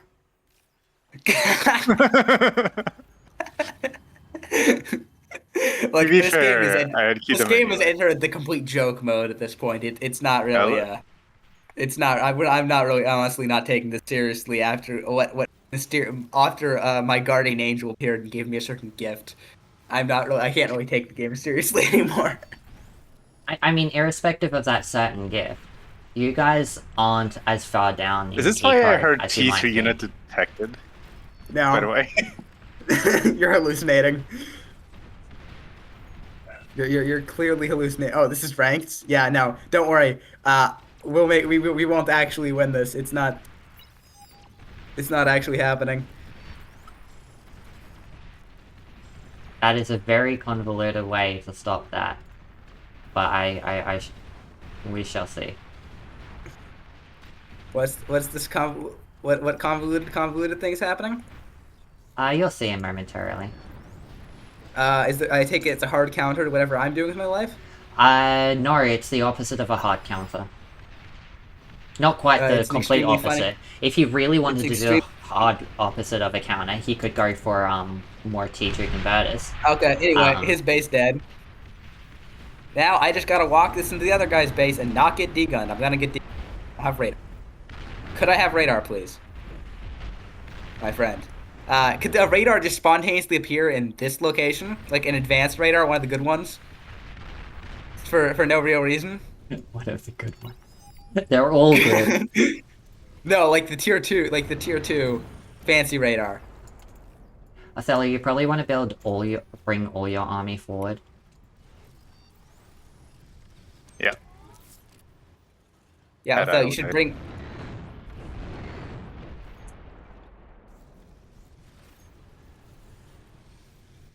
I'm just in the... Actually, I'm not gonna tell you guys. Have you guys figured out where I am yet? I'm in the location. I'm doing things. Oh, Don't dude, worry, it if actually you've got two of happened. them. It actually happened. If you've got two of them, Othello, you can put them in two different locations. And Yeah, then, they are. like, even if they're both vulnerable, only one of them is actually going to die. So you can use The both of them. $1 million question: what does Othello have two of? Haha. It's Am I that's the something only you could one find out for receiving- yourself. Am I the love only one collecting them. receiving blessings, or am I perhaps not the only one receiving blessings? No, you're the only one receiving blessings. All right, I've that's been good to hear. drawing lots of Well, at least, blessings okay, on the minimap. at least blessings from the gods. What do you mean? Give Um, me a... Some non... The other players have enough stuff that they can give themselves blessings. Although Othello I is know. not understanding, Not doing it great with seems. mine. Not doing great with my self-blessing. Yeah. Uh, You could move it I'm into a just more waiting- defensive position. I'm just waiting for the day someone decides to walk into my little base. What? Okay. I can't climb this hill apparently. I can climb all the other hills. It says all terrain, but it's really not. I'm trying to like come on. I want to be on this hill here. Why am I not on the hill? Okay, I'm on the hill now. Good to hear. As you can see, my strategy for this game has amounted to two basic. Yeah, see, it's going down the hill. Why is it going down the hill? I did not ask it to do this. Jamerz, if he is indeed hard pushing that front, and you're keeping your army there the entire time, it's a great opportunity to just hard pork it. Bring over more constructors, make sure you get that pork down, and make sure you don't send in your mobile units to engage, and then you can push out the other direction on the map, where, you know, the enemy players died, yes, because of an intervention of Alright, God. I take it I am microing it very, very wrong. Yeah, we can that's justified.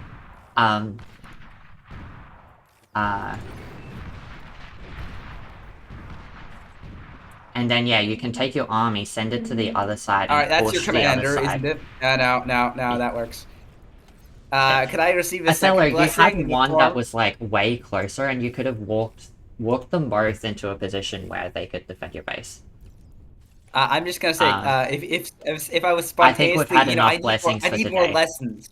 I don't think I haven't You- not yet to learn how to micro. You have two constructors in your base that could possibly do something more useful than build one generators right now.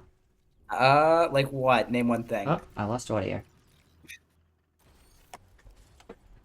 Are you guys almost done?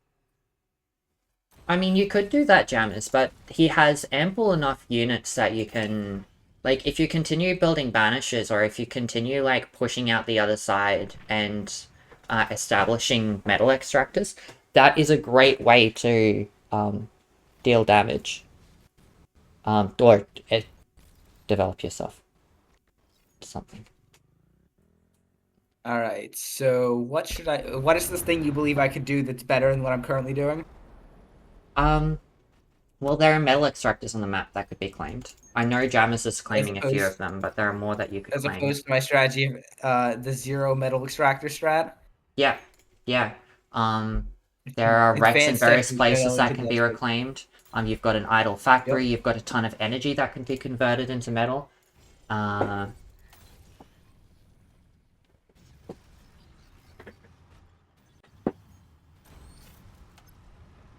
Othello, when someone starts porking up a lot like Jammers and kind of has this front you can't push through, but he can't really push into you, that's a really good, a good time to start looking for things that bypass the interaction. So you can start going for air, for example, build up an air force, scout him, discover how much anti-air he does and decide where might be vulnerable and a good target. You can just scout across the map and see other places on the map that don't have pork and might be vulnerable. Land scouts are also good, especially when there are mines. You can discover the mines and find that. Also just pushing out constructors and just taking the open ground. Because if he can't push into you, then you can just T2 all the metal extractors on the map, and then you'll have a massive eco, and then you can, like, massive army with that, like, T3 army, air, whatever.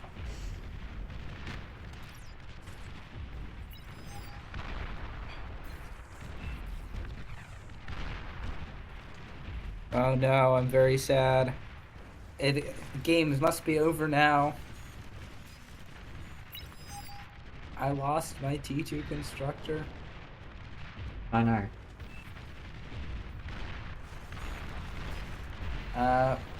Damn it, your strategy of just letting him kill your AGO. I really like that strat. It's amazing. That's not helpful. Keep doing it. What is a little more helpful to say is, remember what I was saying earlier about you, when you pork one side, then you push your army to the other, to defend the other side that you can't pork as easily. This would have been stopped by that, mostly.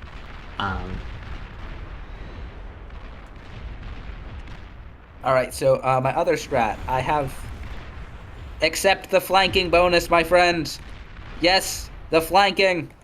Flank him! Oh, come on, it died. I want to build another one.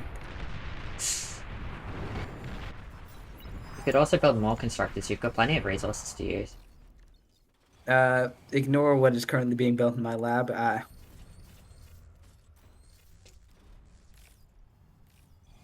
Wait, geothermals produce energy even if they're not on the geo spot? Wait, what? That's funny. They do if you manually if you receive them as a blessing, probably. Yes. But you can't build them when they're not on a geo spot. Yes. But you know, blessings are many and wondrous.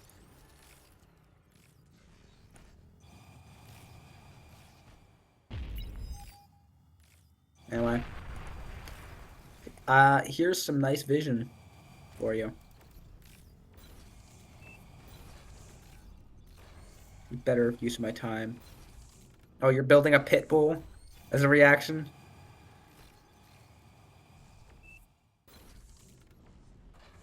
Alright, I contributed. I contributed. I killed a Okay. thing. That's probably fair, but you have spent a lot of resources on stuff that doesn't really have anything to, like, shoot the enemy, like... He doesn't have any means. What is this? You're doing what it is too, this? Othello. Like, what do you intend to deal damage to with those fighters? Like, what... I'm pretty sure your job is to win. Is all I'm gonna say.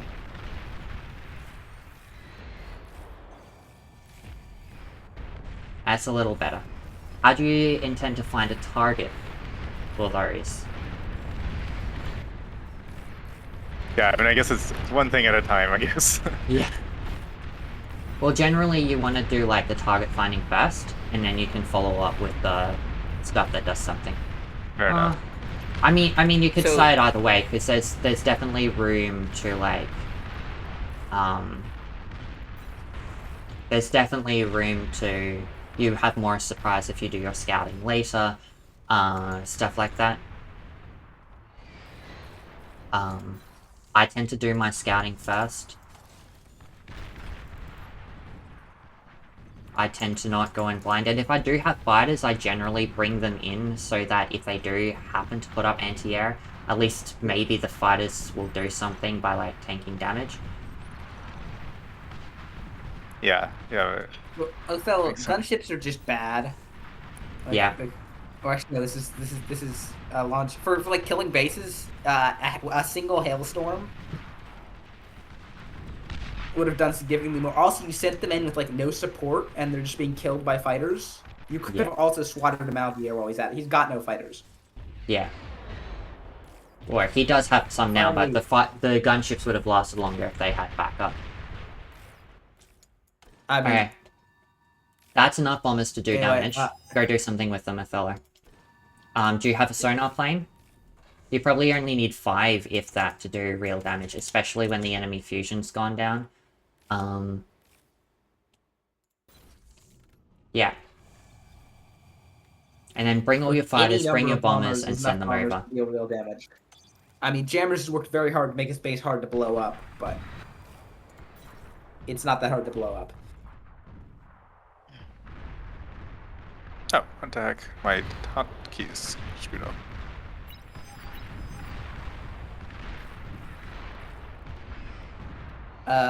MasterBel, do you approve? Am I doing a MasterBel approved strat over here? Oh, I can't go up this hill.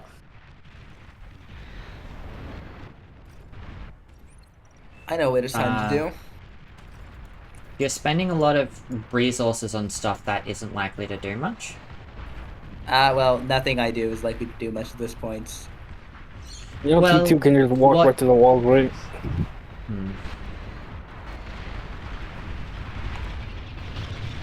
See, that's more like it. Oh, no, that's what you need. But they're not being covered by your... I guess he doesn't have much anti-air, but like... My friend...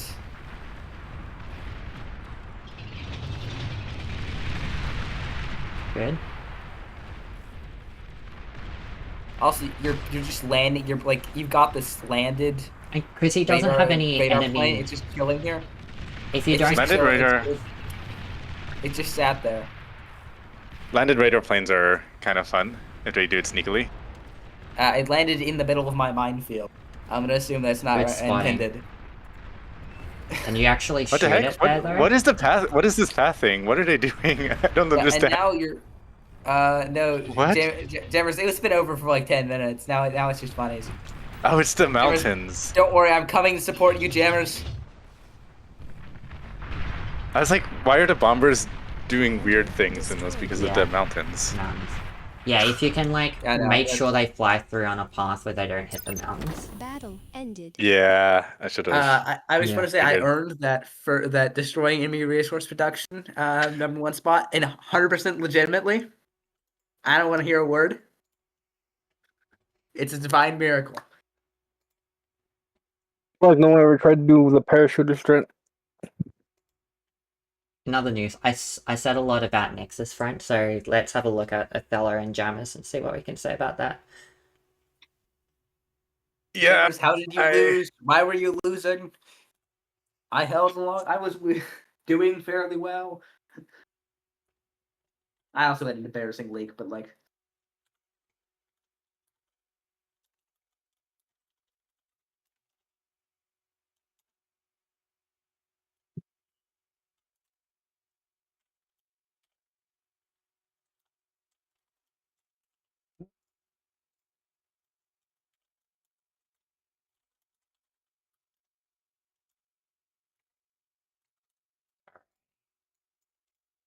And for the record, I was trying to carry. I got like most of the reclaim on the map. I was in their backline. You had you had a bunch of the resources too. You had like middle and right resources. You played really well, Jamerz, especially like holding out laser in the game.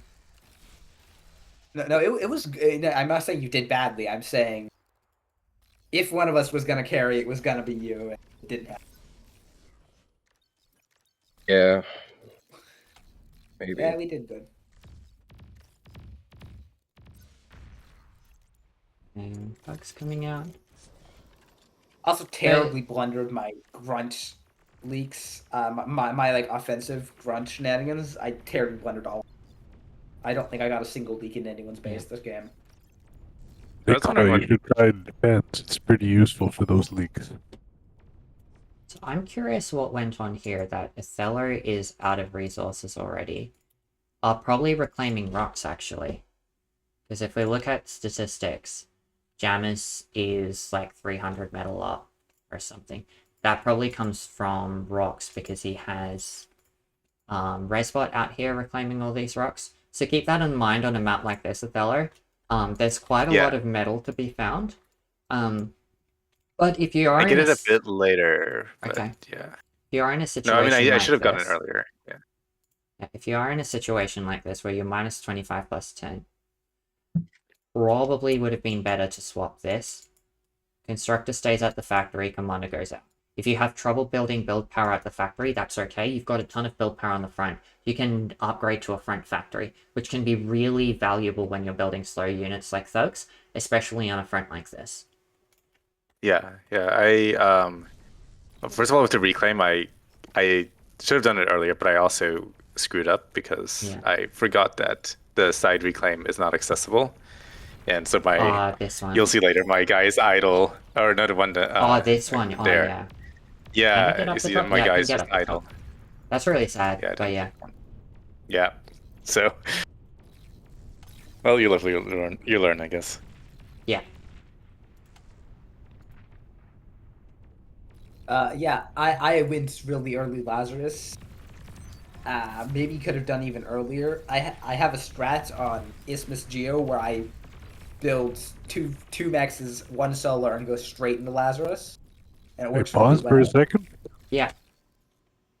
Pause for a second. At this point in the game, MasterBel, you were telling Nixha that he should be queuing and renewing his queues. So I drew those queues everywhere. Do you remember what that was about? So I think what I was saying with that is like the repeat on, like make sure it's like if you don't intend to stop building grunts, like go repeat on. Or if you intend to build something after the grunts and you have a plan for it, queue that up immediately. So go like your 16 grunts and then queue up a bunch of aggravator. Nixha said that he had a plan to go grunts, aggravator, grunts, aggravator, thugs. So do that, just queue that, and then you don't have to think about that, and it's just gonna come. And then you can, if you're doing something like that, probably worth doing like 100 thug, and then you put it on repeat on anyway, so that when you get to the end of the thug, then you at least have something, and then you can, so that your factory never stops if you don't have time to worry about it. Similar thing to a constructor. Rather than just building your 3 metal extractors, then just having to make another decision about what it does, just set it to the factory. That means it's going to be doing something forever, guarding your factory, because your factory's already going to be doing something forever. So you already know that it's going to be doing something even if you can't worry about it. And something is a whole better than nothing in most cases. Same with this one here. You can build something here and either just keep building wind generators out, or you could like build a few wind generators and then send it back to the factory. Okay, so other thing I'm noticing is this is just not a good 2v2 map in my opinion. Yeah. Why would you say that? Like, I did not interact with Othello at all. Yeah, it's very until isolated. He bombed me, until very late game shenanigans. Yeah. Like in the point when it mattered, I had not.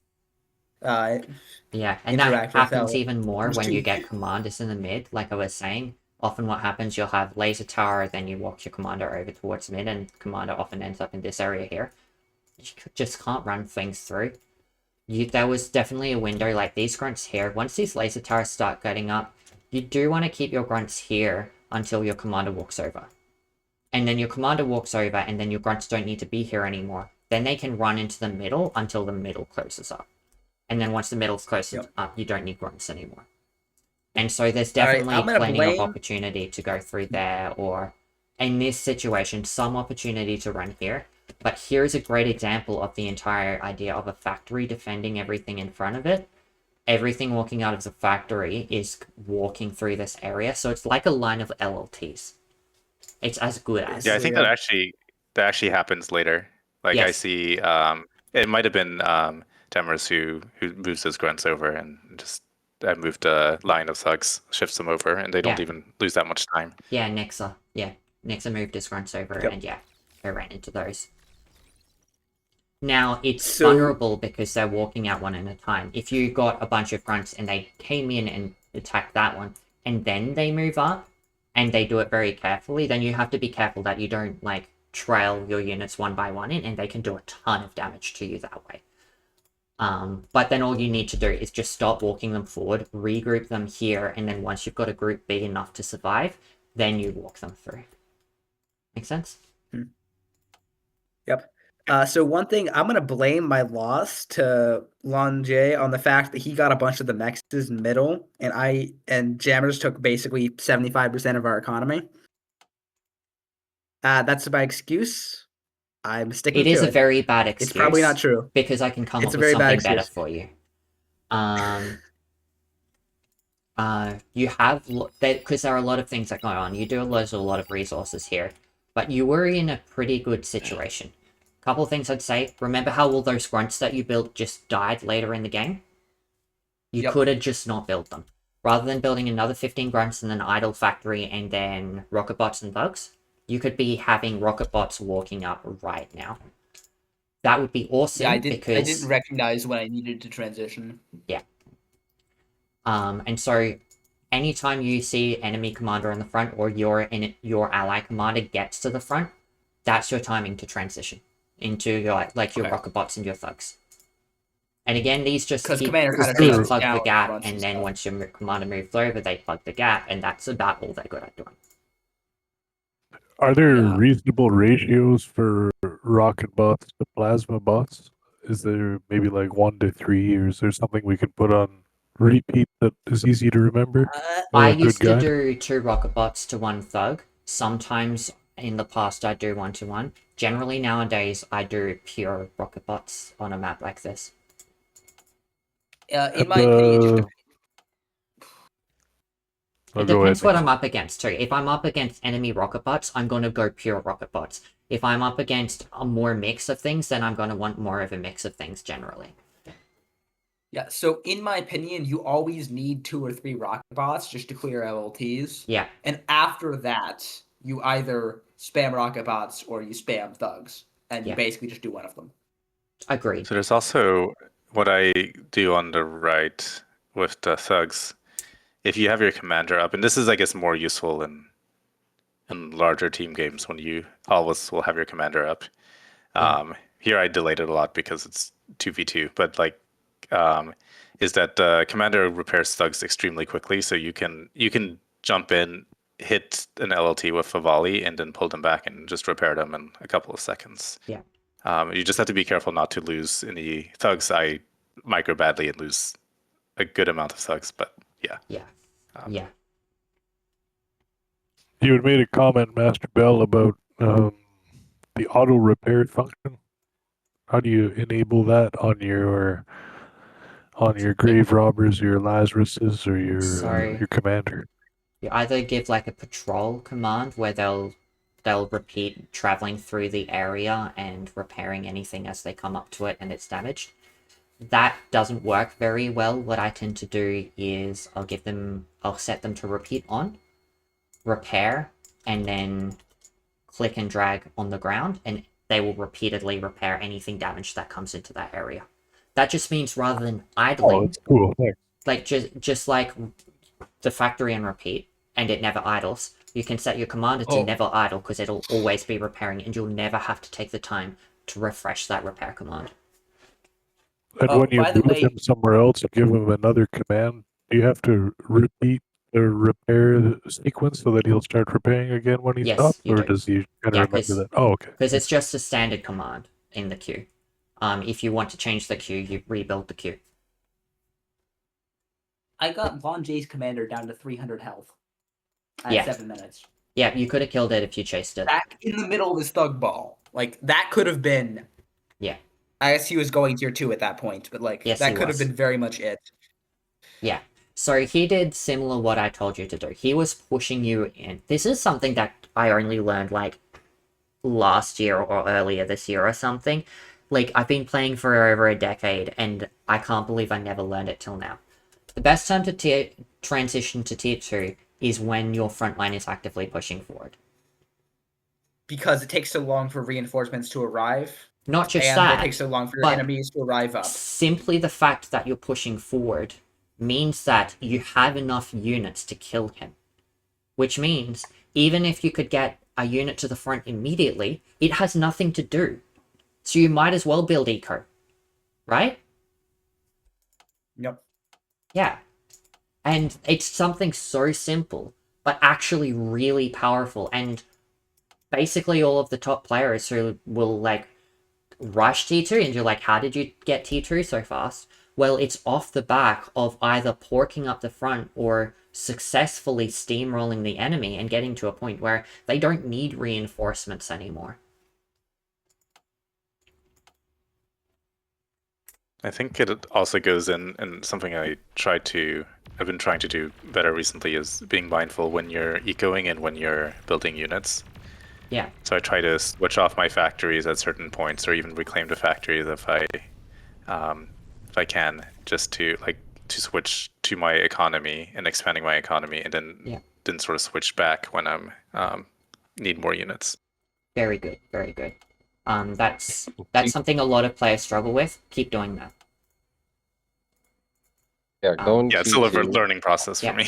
So off the back of an attack, going T2 works really well because of tempo as well. Because like when you stop attacking and they don't feel pressure, that's when they start thinking like, oh, I need air, I need T2. What are they doing? They're scheming, something like that. But if the pressure's always on, they never realize that you skipped a beat and jumped to T2 and stuff like that. That's also why people will make a T2 lab, pump out a constructor or two, and start upgrading mexes, and then remake a T1 lab. So you don't realize that they made the swap. Yeah. So Othello, on the what I was just saying about the constructors and like you build the eco when you're pushing forward, great time for you to be building eco and constructors and doing something like walking your commander forward, or you don't really need your commander forward because you've got the mexes with the constructors. Oh yeah, I was mostly bringing it forward to support the thugs. Yeah. But yeah, then I was just gonna get a mex on the way. Yeah, but it's a great time for you to like build a constructor bolster your eco because you don't need it right now. You don't need extra army right now. Jammers, I would say something different. This is the wrong time for you to be making a factory transition. Can you tell me why? Why I made the swap? No, why it's the wrong time to make the swap. Probably because I couldn't really defend myself. Kind of. But also, you don't have enough to really push out, so you're going defensive, right? That just allows him to just box you in. He doesn't really have to do anything much. And you're in a really difficult situation. If this factory here was... You have plenty of energy and storage. So let's say that factory was another... How much for a grunt? Another 4 grunts. 5 grunts in that factory here. Imagine if you had 12 grunts across here. What could you do with those 12 grunts? You could kill this, and this, and this, and that, and that, and that, and that, and that. It would all be dead, and your commander could walk forward and build mexes rather than building laser towers. So by building this factory here, you've made all of these grunts here mostly useless. They're useful enough to keep the enemy units out, but no more than that. You've made your commander mostly useless because he has to sit and wait and build LLTs until units come to support him and protect the nexus he's going to build. So you've gimped yourself by making that factory transition at that time. Yeah, the way it worked out in my mind is you're right. The grunts that are on the front are just there to kind of put on a facade of Yeah. defense while I make the swap, and then the tanks are the counter to him just having bots and Yeah. thugs and stuff. It was like a long term kind of Yeah. thought. Like I want to be efficient. If I just match grunts with grunts, Mm. it's going to be a slog. But if I swap to tanks, then I can potentially take really good trades and like push back, push out, Yeah. stuff like that. And past the early stages, I think we're like 5 or 6 minutes into this game. Mm. Yeah, it's good to upgrade the units that you're using if you're able. Yeah. I think it's I'm a just big too fan of early. doing that. It's just too early. Well, If okay. a way to do it a little better, to be honest, to do the transition better, build the factory here, rather than building it back here. That's actually quite, if we say it takes like how long for a vehicle to travel that distance, you're talking for your missile trucks, that's a good 21 seconds. That's a good 400 damage to the enemy per missile truck that you're losing because of that travel time, for example. That's per missile truck you build, that's an extra grunt your enemy has, or per 3 missile trucks you build, that's an extra thug that the enemy has, just on lost time traveling to the front line. When you do the forward factory, do you keep your commander boosting it, or how do you manage the In this case, construction power on it? yeah, I'd probably keep the commander boosting Hello. it. Get these building converters, because here's another thing I thought of. You've kind of got one constructor building wind generators and one constructor building converters, but this constructor building converters is going to build a bunch of wind generators over there. 2 cons building wind generators to 1 con building converters. That's generally your ratio that you want.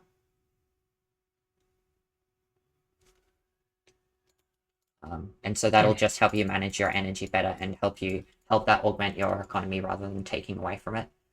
Personally, I'd build So 1 extra constructor to walk one up. on. That was 2 on wind, 1 on converters. 2 on wind, 1 on converters. That works for most maps. The other thing I'd do is I'd invest in 1 extra constructor to walk over here and establish additional build power around your vehicle factory so your command is free to continue walking up. In general, how many constructors do you want on a vehicle factory or even a bot factory for a push it? I've seen a lot of guys in 1v1s, they keep like 2 constructors on there. Is that enough? Do you want a 3rd one? Depends on what you're building. Missile trucks take more build power. Let's say you've got it takes 3,400 build power for a lasher, takes 2,200 for an incisor, and they cost about the same metal. So you're going to need like almost probably 50% extra constructors for lashes. So if you're doing lashes, you'd go from 2 constructors to 3 constructors, something like that. Understood. You need probably fewer constructors to build brutes than you need to build incisors, I think. It used to be roughly the same, but now you need fewer constructors to build brutes. Since incisors take long to build than they used to, I think.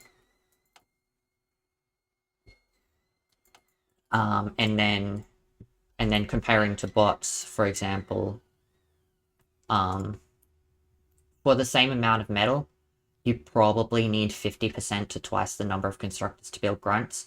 It's about the same for thugs as incisors, and it's maybe a little bit more, like 50% extra for aggravator. So it's something like that. Kind of gives you an idea. And then with more experimenting, you can go, it's like, okay, it's like when I'm building this, it takes this metal for 1 constructor. So I need this number of constructors per metal extractor that I've got.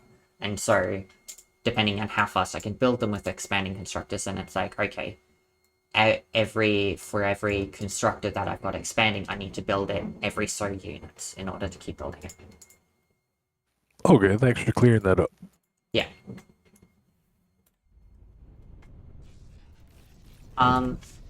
Something I never got to say. Nixha, you've just won a battle over here with your grunts against his pawns.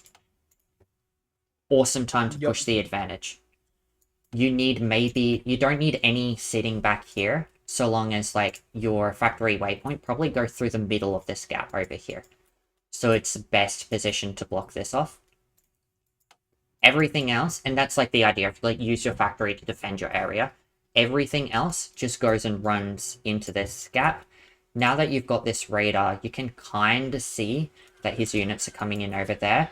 That can tell you that, like, because you'll be able to see, like, if you go to player view, you can see that moving forward. You know it's coming up to the front line.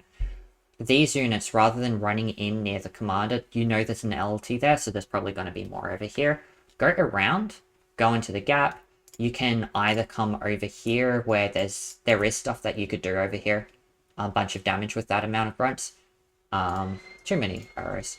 You could either come over here, or you could come around here and either engage here or bypass. Even if all you do is scare him and make sure that he builds up his army there, that's a ton of army that's not on the front line that can't come and kill you. So maybe if we zoom forward and see, we might be able to see that that's actually why you win on the front line, is because you make him build up his army back there.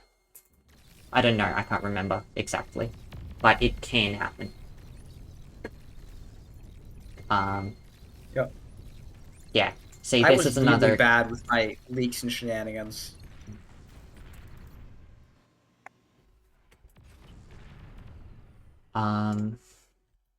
So let's have a look at this. 3 construction turrets using 44 metal per second. That's double your eco jammers. I know it's a little bit more build power to build your lashes, but it's not double the build power. 2 construction turrets would have been fine. You can add on another one later. This pounder though, that's even worse than the lashes in terms of time to the front. That's like a good 28 seconds just to this front line, and then he can just walk away from you. So I'd probably just stick with the lashes for now, especially with the commander up there.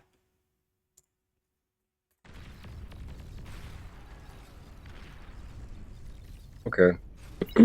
Maybe if I had put it on the front like you suggested, it might have been better. Yeah, it would have been better. Naked whistlers, I don't often do. I like to have some type of anti-spam for them because people will often just rush whistler balls. Yeah. So having something to stop that is nice. Another way to look at the cost of traveling units to the front line, you have like it takes 20 seconds for whistlers to go that. So if you're putting like 20 metal per second into that like just that distance going there, it's 24 metal per second. So I don't know, you probably won't put all of that. You'll probably put like somewhere around 20 metal per second into the factory. That's going to net you about 400 metal of whistlers just driving this distance at any one time. That's not on the front line. That's 2.5 whistlers, 3 whistlers. Always not on the front line viewer that you have. And as we said, it's like 2 construction turrets. Well, that's about a commander's build power. You would have been just fine. You wouldn't have had to build these construction turrets. And so you would have had another, what? Another, shall we say, 5-ish? 4.5 whistlers on the front line from that as well. Make that an extra 7 whistlers on the front line. You wouldn't have needed those pounders at all if you did that.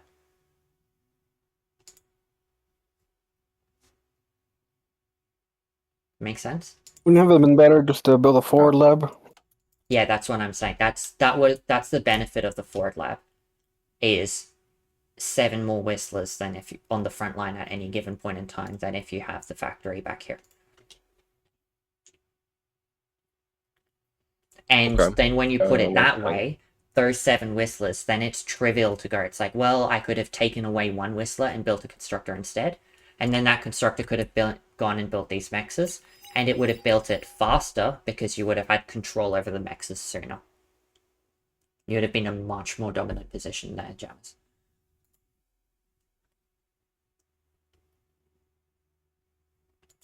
And then, of course, that would have slowed down his expansion because then he has to put more effort into defending it. And overall, you guys are in a lot better position. Yeah.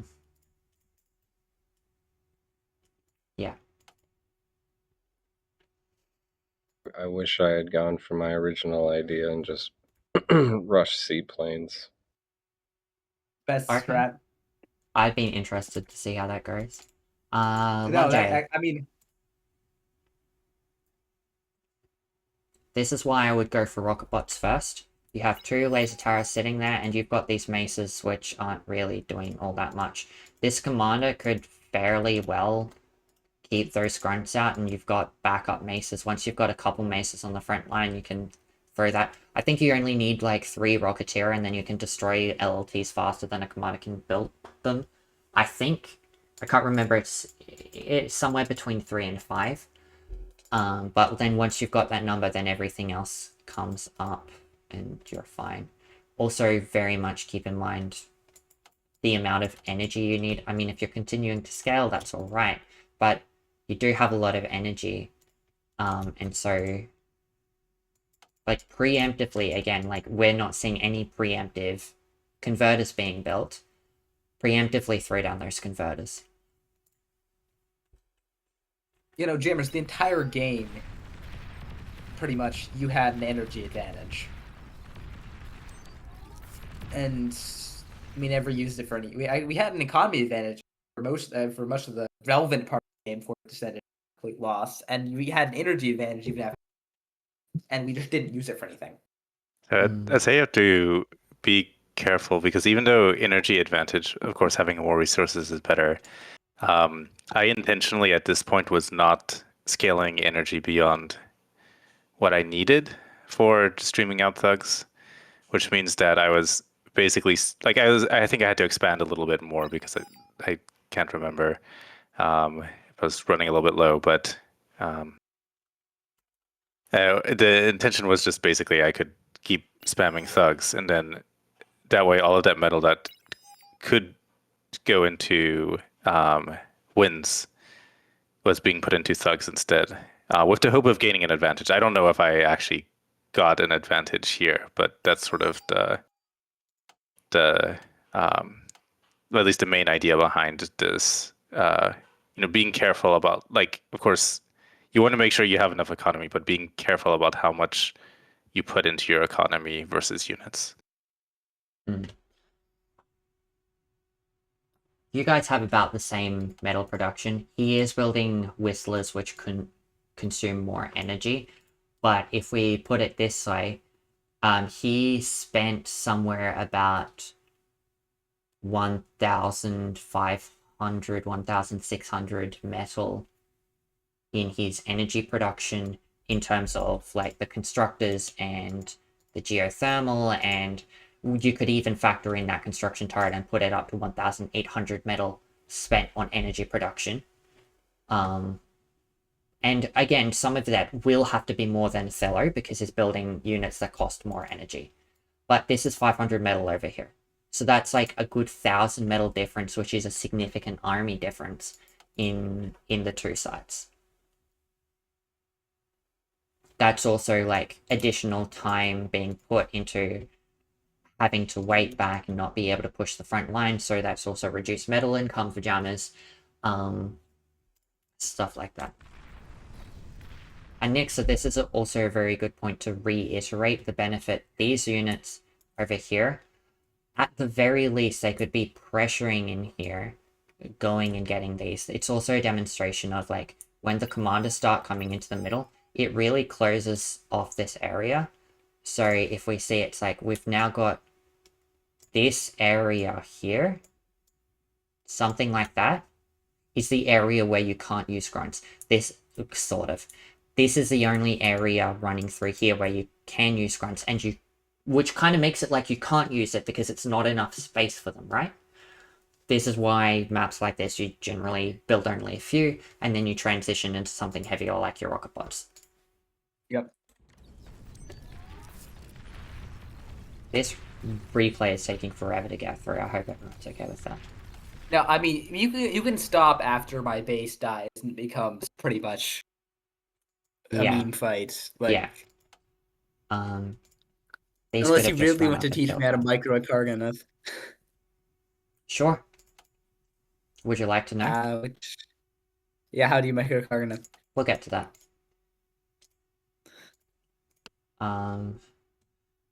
Both the teams have considerable energy excess. Keep that in mind.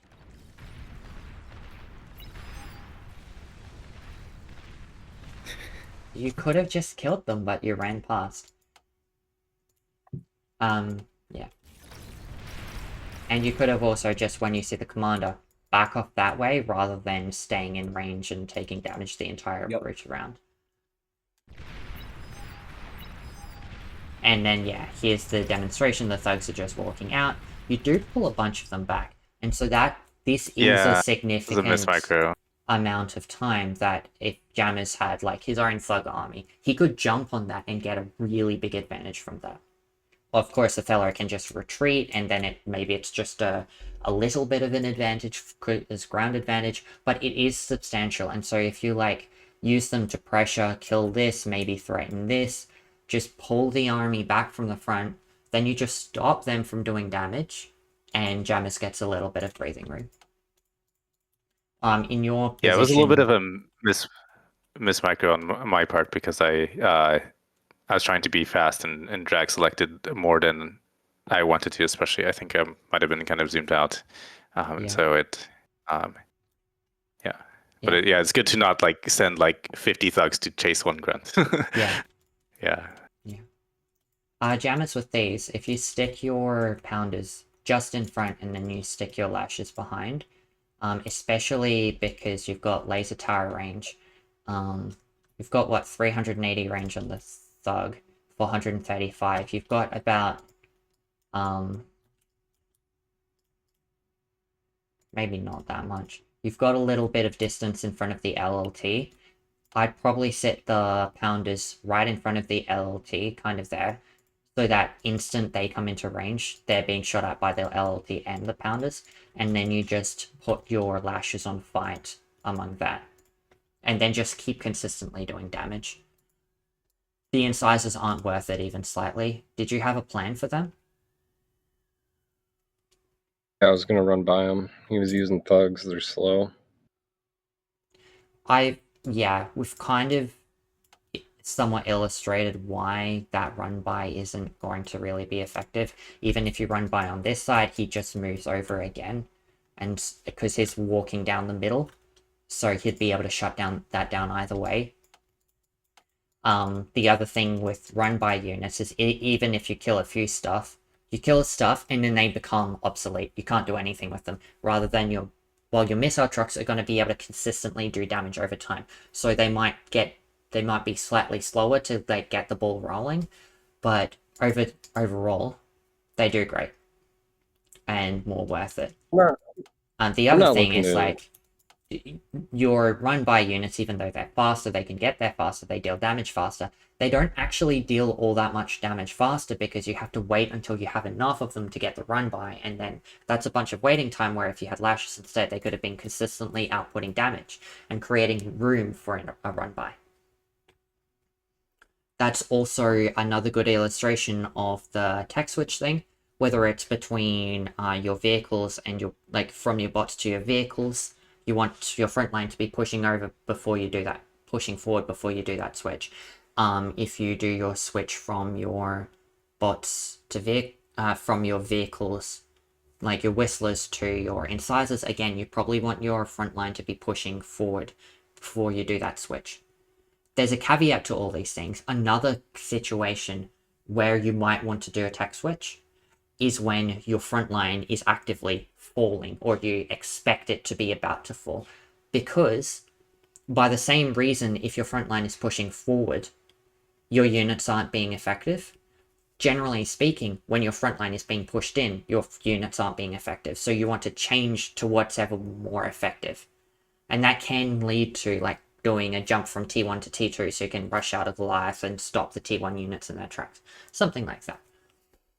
Also, pork is another thing that can mean that certain units are ineffective, like your runts, and that's when you would go for a rocket bot transition, because your previous units, they're not being useful, and that's when you do the switch.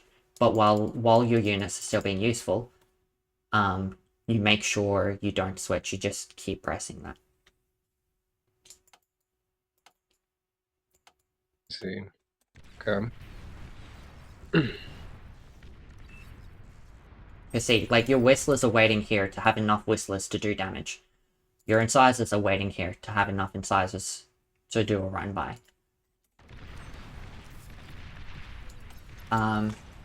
Nixha, just something I could probably...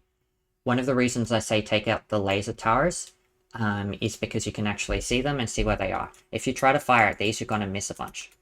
So it's kind of hard to try to do that. I think you added on a grunt later on, but that just gives you the vision so you can actually shoot things.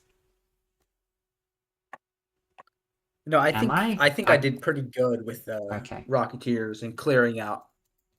If he hadn't had the tier 2 the extra economy, I think I could have. That push was going very well. I was rolling up his defenses and everything. Yeah, well, he hasn't gone for that T2 yet. So yeah, you just keep pushing this, and you're golden. Like, he has a bunch of mace, so maybe he could be pushing you back. But this is one of the things. Rocket bots end up doing more damage overall just because they can keep firing because they've got more range. Yep.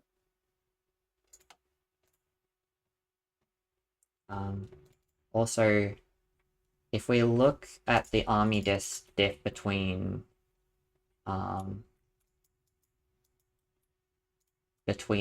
and Jamerz, we've got what 2940 metal in your thug here. Jamerz army, even with its eco advantage, let's count everything. Sorry. 1794. So that's like a 1200 metal disadvantage, and it might take some micro or something to mitigate that, but that's really substantial, especially considering that Jamerz actually has a metal income advantage. Jamerz, if you're trying to go for that, generally you want to do things which like synergize a bit more. You're kind of all over the place. You've got 2 missile trucks, and then you've got incisors that are running by, and the pounders which aren't really doing anything, and you've got a bunch spent on eco, but you've also got an air factory, which you've just got the energy to run that with the Geo about to complete, so it's all right. But you're just split between so many things, so nothing's being as effective as it could. See, if you focused on this Geo before you built up this factory, say you had the vehicle factory out there, and you don't build the Geo until you've got your missile trucks out, and so the missile trucks are whittling down the thugs and pushing them back. Then you stop that, you throw down the Geo after that, then you get the Geo done, you've got plus something metal per second, and then you throw down the air factory, and then, or like once the Geo's done, then you push out the incisors, then you throw down the air factory after that's done. And that's probably a better cadence to one at a time, one then one then one, sort of a thing. Does that make sense? Yeah, it does. Yeah. It felt like I was prioritizing the air at that point. Like the con that's on the Geo, when I made that con that took the Geo, I put him on low prio, so like he didn't stall me out when I was trying to do other stuff. If you did, it didn't work because it's not on low prio. Oh, it did. Yeah. I remember putting one con on low prio, and I thought it was that one. I think if you're gonna put it on low prio, just don't do it. Because then let's say you've got, what, 427 metal invested into this geothermal. If you're stalling, how long is it going to be sitting there not producing any resources? because a half-built thing is something that can't give you value back. So it's a bunch of resources tied up in something that can't give you value. If you have, like, let's say, assuming a constructor with 85 build power builds that geothermal plant without stalling, that's 12,900 divided by 85. It's gonna take that constructor, like,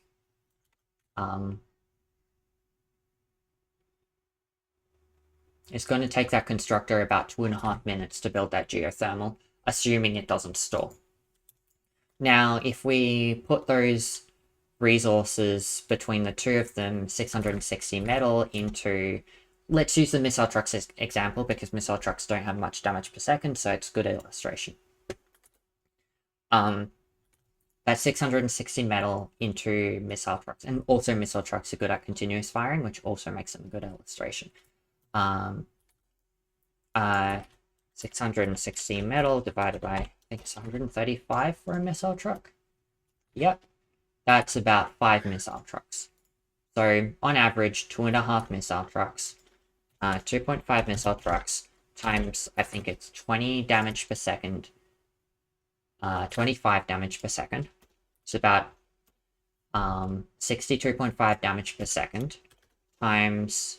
How long are we talking? We are talking 2.5 minutes, which is, it was 150 seconds, plus the time it takes to build the constructor and walk the constructor over there. We won't factor that in because it's difficult to know how long that is.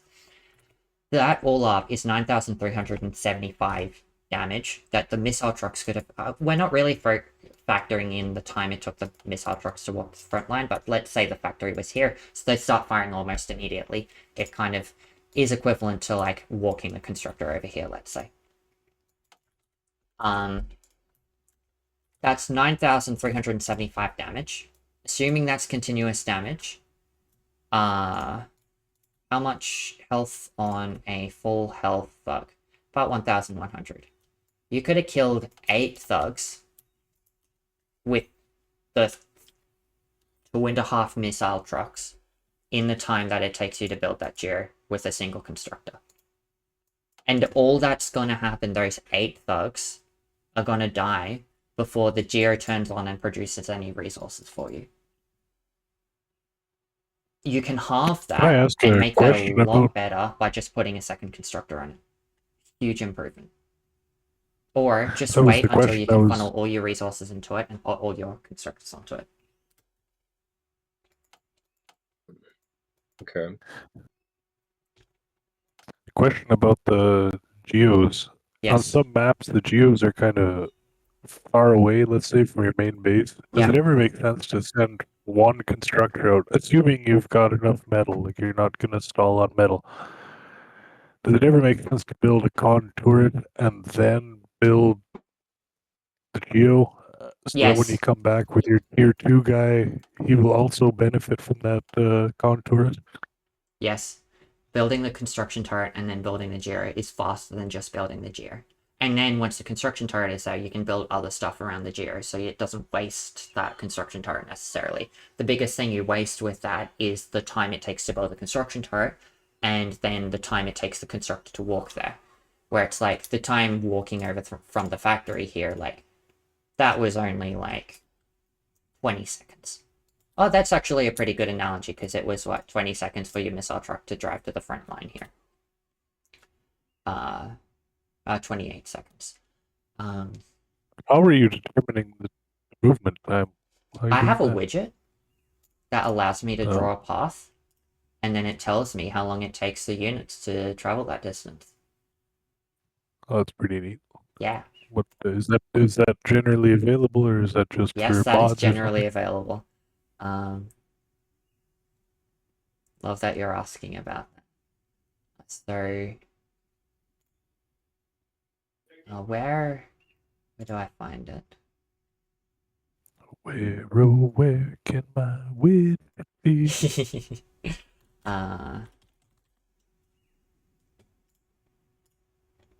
Okay. I'm just gonna put in the well, you chat. can post it up later. You don't have to do it now. Yeah. I just put the link to that the chat, so that's there for everyone to check out. And if you're interested in all the other units, widgets that I'm using,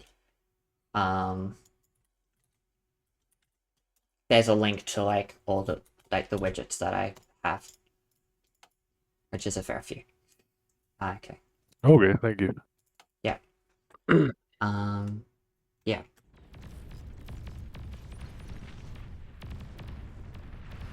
Yeah, here's another thing where you thought I missed micro there, pulling Yeah. my units and I didn't mean to. Yeah, so maybe you could have destroyed one more max. But I'd have preferred to have like 5 missile trucks alive than to have killed like 3 mexes and a couple LLTs and a con. That would be way more worth it to me, especially as he doesn't really need those thugs on the front line because he's got enough to kind of just walk in and deal a bunch of damage. Now, again, Othello, why not just bring in some rocket bots, kill down the laser towers, and then your thugs have free reign? I think it's worth it. I'm not a thug person, so I don't know if I'd be the best to comment on that. The other thing you want to do... Oh, sorry, go ahead. This is the area of effect of a pounder shot. He's damaging many of your thugs at one time. Spread it. First thing, back off. It is so frustrating. I can't see the range of units anymore because they changed the widget. Anyway. So, I'm still trying to bring it up. What's the range in that? 315 range. 326. So just back off to there. The back one can't shoot you. The front one still can. You do outrange it because you've got 380 range. But you do want to be reasonably in range, so taking fire from one is reasonable. So back off behind that line, kill this one first, then kill that one second. That basically halves its damage. The other thing is just spread out more. Maybe spread out like backwards a bit too. Still should be able to do a bunch of damage to that one. This was a question that Mizma had at this moment in the game. He asked it in the spectator chat. He wanted to know what is the way to handle the pounders. The pounders? I'm glad you're Spread out with range. Outrange them. And do rocket bots? Yeah. Rocket bots outrange them even harder. They don't have as much vision, so it can be useful to use your thugs. Thugs have less range, but they have more vision. By about 10%. Which is significant and it's helpful. Yeah. When playing Armada, can you do... Thing? Oh, go ahead. Yeah. As I was saying to Nixha earlier, this comm is sitting here idle where it could be like reclaiming or repairing. You can actually repeat on. You could do a repair and then a reclaim. And so it does both. And so if it runs out of stuff to repair, then it reclaims. Like, there's definitely that thing, and you put it on repeat and it's repairing. Your commander repairs thugs like 100, 200 damage per second. I can't remember how much it is. It's huge. It would be as much damage as like maybe a pounder. Because the pounder only has 100 damage per second, but it's hitting multiple at a time. So, yeah. I think here what because I made the mistake of, I mean, this has come up earlier, where I moved my units forward and then looked away because I was trying to deal with the leak. And so because I should not have moved them forward while I was doing that, because then they sort of walked forward into range of the pounders without the commander repairing. And it was just a really bad trade for me. So I lose a bunch right there because of that mistake.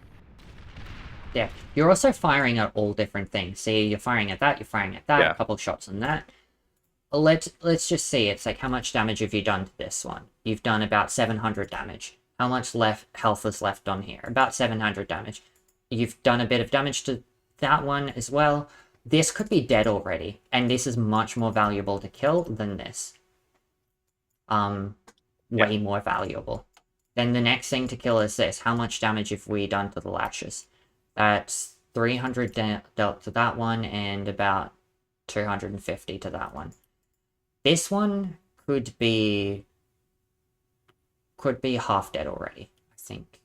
Maybe 1/3 dead. And then we go just a little bit longer. Yeah, so they're completely. Yeah, then I finally Yeah. they get attention from me, and Yeah. I've already lost half of them at least. Yeah. Stay out of range of one, you would have lost like a few less. Kill this first, you'd have lost even fewer. And like at this point here, like okay, you would have more alive, so you would have had even more damage. You would have the incisor that was 900 damage. This missile truck here has taken 500 damage. This one's taken 300 damage. That's more than enough to kill both the pounders. Even with the units you had there, and even if you only had those units alive, then you can just chase down and kill the whistles.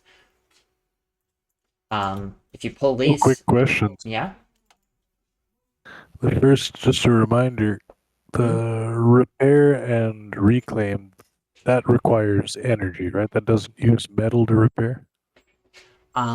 Say again? Repair is free. Repair and reclaim take energy, or is it free, or does it cost metal, or what? Repair is free. Resurrection costs 60% of the energy of the unit. Reclaim only gives you 60% of the metal of the unit, so you lose a bit of metal in the fact that you're not resurrecting it. Okay, and then the second question was for selecting targets to attack. Yeah. Is there a preferred way to do it? Like, does it make sense to shift and right click on the priority units, or Totally. do you use the Control A attack, or what's the yeah, you don't what's want the to best way? use A attack because that disables your ability to specifically pick out targets. You want to head over to Control, I think. No, Game. It's set target at default. Set target default. You click this toggle to on, and then when you right click on a unit, rather than setting an attack command where you'll move towards it and attack it, it'll just tell your unit to fire at this if I can. That allows you to still reposition, spread out your units, and they'll keep firing at the target while retaining your ability to avoid enemy damage. Oh, that's a good trick. Thank you very much. Yeah, awesome. Or you could also use S hotkey Yeah. to set the target. Okay. You can even do an area set target with S, which can be useful if it's like if you have like a Janus on hold fire. The area is useful for like hitting a cluster of enemies. Yeah. So I on use it a grid, lot your when S. I'm, Yeah, I I use use it S a lot. when I'm trying to Yeah. take out bombers. Like I'll like area target the bombers behind the figs And to it's, prioritize them and whatever. yeah. No, you don't want to be going straight into enemy. If your enemy makes the mistake of putting their figs significantly ahead of their bombers, what you do is you see them coming, you dodge to one side, and you come in from behind. You don't go face to face with their fighters. Yeah.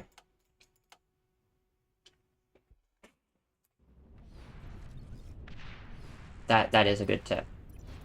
Unfortunately, not very relevant to this game.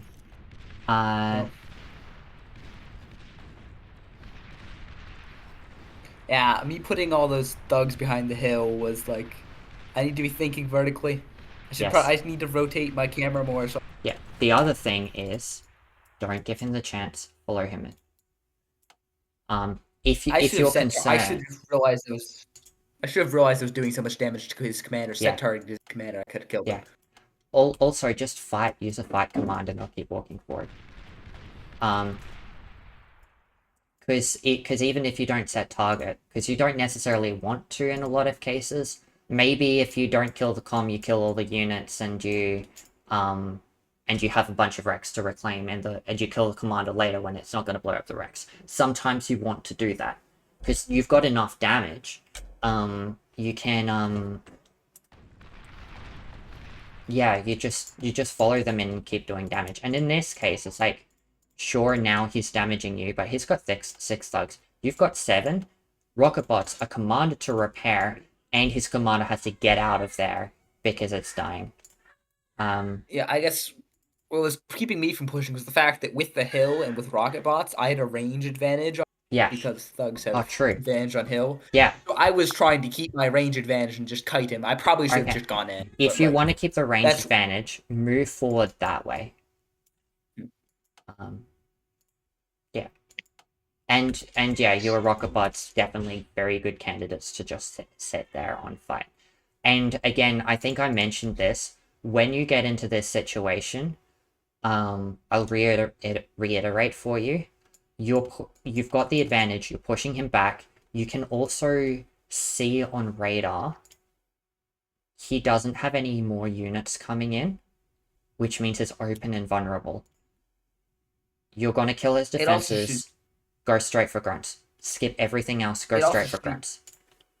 It also should be putting a lot of alarm bells for tier 2. Yes, it should be. I should have seen it coming earlier. Like, yeah, a good player doesn't have enough units, isn't streaming more.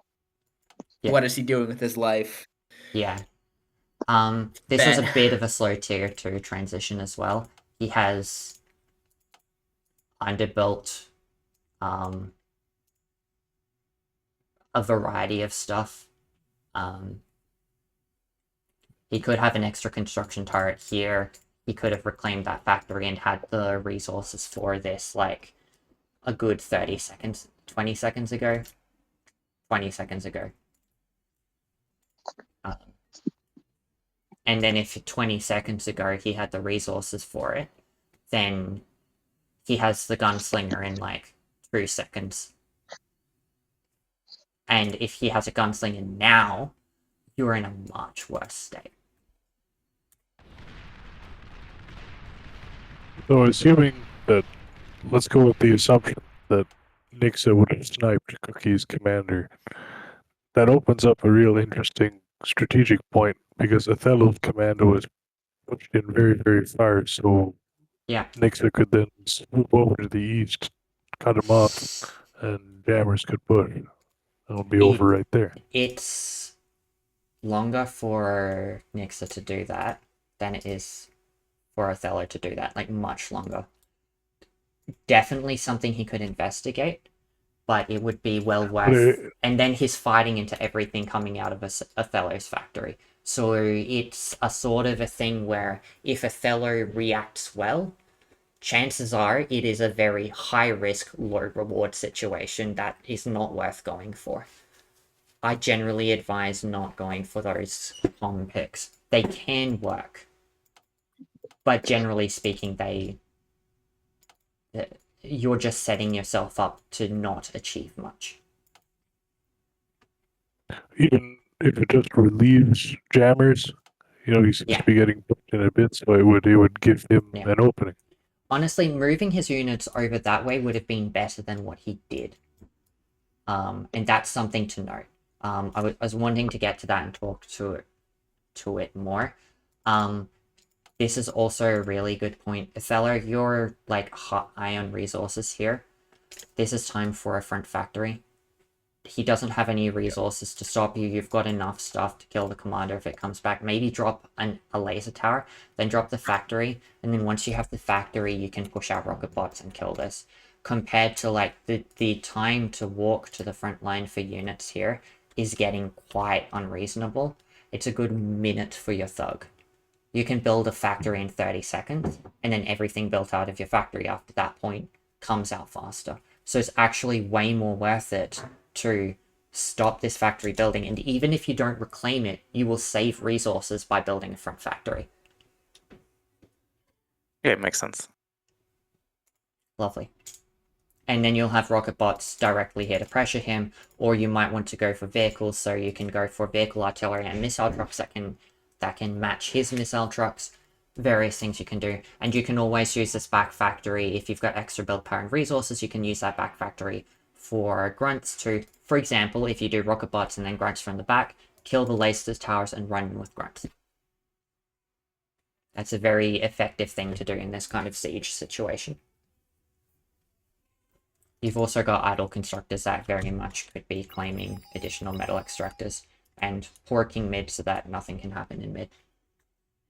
Yeah, I think I'm also floating resources because I think my lab was idle too. Yeah. So yeah. Yeah. A little bit of a lack of oversight. Yes. You're working on it. Is the term you used working mid? Did I understand that correctly? What, say again? Did you say porking mid? Yes, Is that the porking, like term? porcupine, like build a bunch of like static Oh, okay. defenses like spines so it's all spiny and prickly and you can't push through it. In Canadian English, that's not what that means. Okay.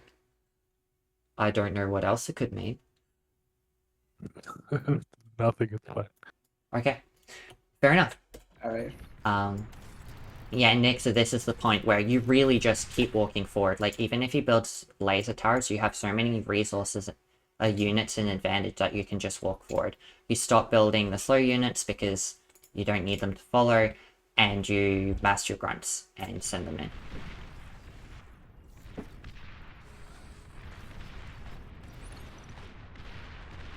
Definitely spread these out. Don't worry about fighting him. You don't have the time.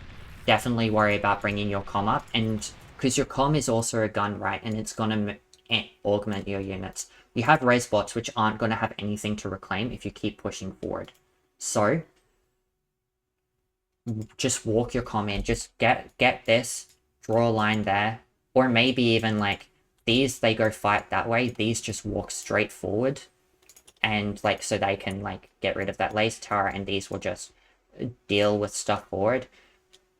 Grunts forward, waypoint up there or somewhere. Commander, arrow forward, waypoint up there somewhere.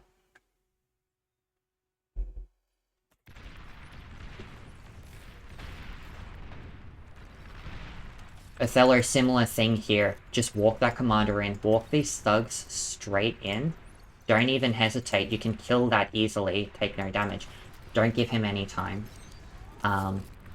Or slide this way or something like that.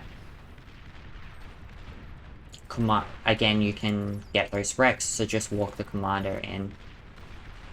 And pay full attention. See, if your commander, if you were paying attention and your commander was here, your commander would laser these down. You wouldn't get anything degunned. You would kill this commander, possibly, and you would push back, do a lot of damage. Also, same thing for you. You're pushing forward. Anything you build out here, like, these 3 units are going to take, what, another... How long to get to the front line? Another 45 seconds to get to the front line. A grunt takes 49 seconds to do the entire distance right from the base. And that was the front thug I was measuring from, I believe. It's going to take you 50 seconds, sorry. Not 40. Not 45, 50 seconds to the front. You have grunts, and then... Or how long has it taken the thug to walk that far so far? 38 seconds. You've got grunts almost at the front line already. If these thugs had also killed this with the time that they had, then you've got grunts coming around here as well in 10 seconds, and there's not a lot he can do about that. He can probably shut you down here, and he will be able to shut you down eventually because you're pushing away from your base into all his build power, all his absolute strength. But it's going to be very dicey for him. And then you can just establish a line. That's why it's also I like to bring a constructor up. You did have one, it died, I'd have brought up a replacement. And then you can start putting up heavier defenses, construction turrets, etc. And he'll never be able to push you back down if you do that.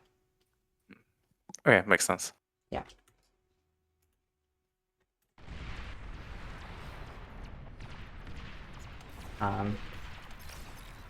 These grunts here, what do we do with them?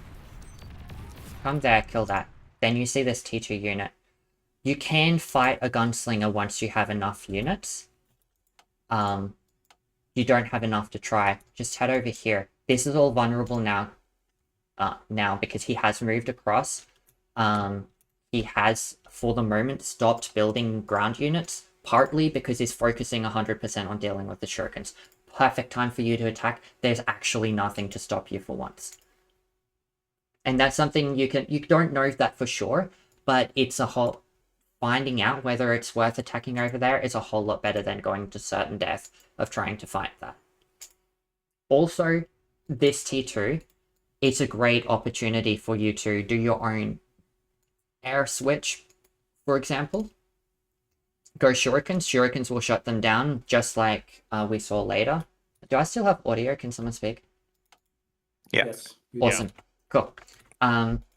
I just freak out every time you guys are silent. I did lose audio earlier, and I'm actually, I meant to apologize in case I spoke over everyone, because I couldn't hear you and I didn't realize. But yeah, then all of these could be moving forward, and even with that gunslinger, if you hit with the aircraft, again, aircraft is an even more extreme. Like, if we say it takes a grunt 50 seconds to 45 seconds to cross that distance, if we go to aircraft, 12 seconds for a shuriken. That's crazy, that's huge. They could, I don't know, fly in, disable his build power, he can't build any anti-air, you win. They could fly in, disable the gunslinger, you win. It's a perfect thing to do in this situation. It's less of a perfect thing to do when you're actively at his base. That would be more of a go for bombers situation, because again, he's going to put all his effort into stopping your ground army. So you just go, it's like, my ground army stopped, but I can throw bombers at him. It just changes the game. Or you can go for a T2 or whatever. Just change up the game, and then he won't be able to be effective against you at all. Yeah, so you do get some of them through. That's alright, and could be very effective, but I'd prefer you group them up here, don't lose them, and then when these units get over here and actually are ready to start dealing damage, then you can bring the grunts as well, just swamp him and win.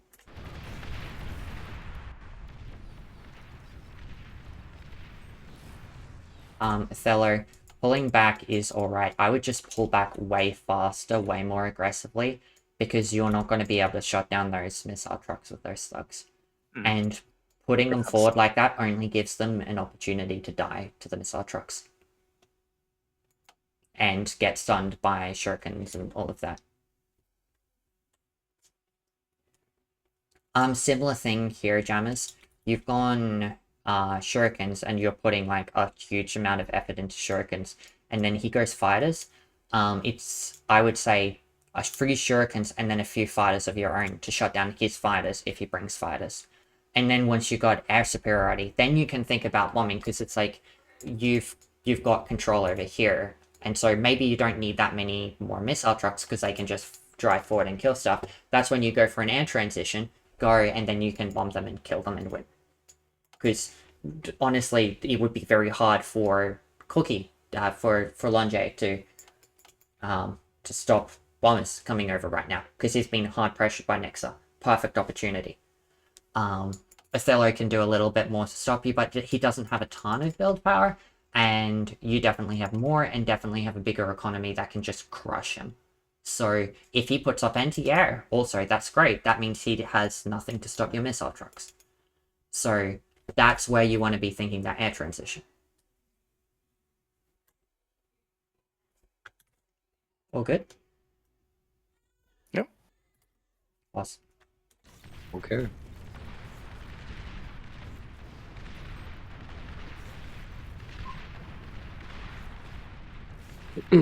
Well, I have to run. It's like 11:30 for me. Alright. Well, thanks for hanging out. And I'll catch you next week. All good for next week? Yep. Awesome. Have a good one, Alright. Jamerz. Yeah. Good night, everybody. Catch ya. Good You, night. Jammer.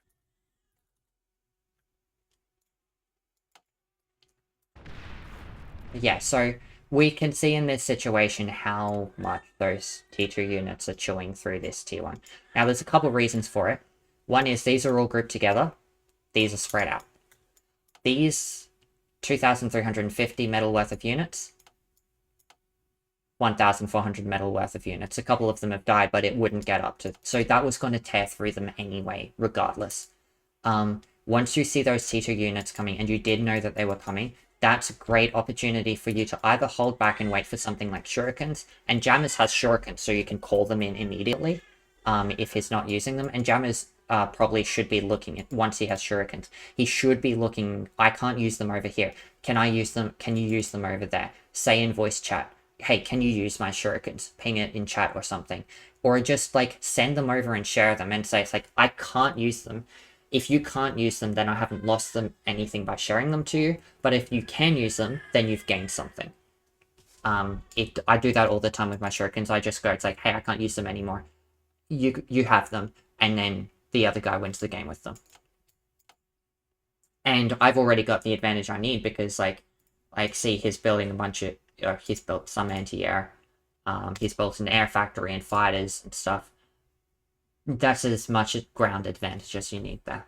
And you've got the missile trucks to stop the enemy anti-air, so like the enemy air, because missile trucks are anti-air, so it's great.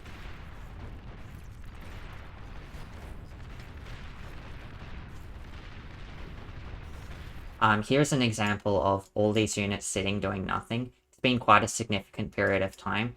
This gunslinger could have been dead by now. We also look at the health on here, done 800 damage, 750 damage to that. This has 400 damage left. We don't have set target on this. I think a couple of these thugs are out of range. Yeah, probably just slightly out of range and not able to hit it because it's moving back. So if they were grouped together, maybe they'd be able to do that, and those grunts would definitely be able to run in and kill this additional one. If you had the grunts from over here alive too, you'd be able to kill that even more, and then yeah.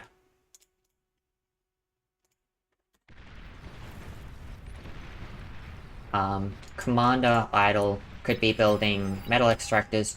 Your res bots haven't picked up all the metal they could be, but they could be doing that. Stuff like that. The grunts going over there is pretty good.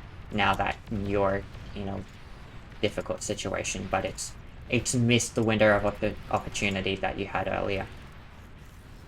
And these units could be coming back and retreating so that they don't just die.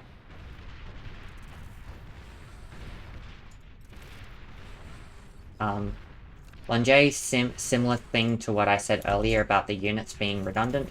You've got you're pushing forward and you continue to build like your welder for a little bit.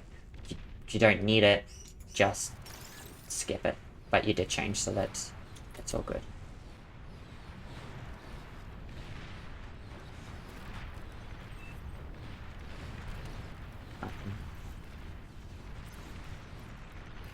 Yeah.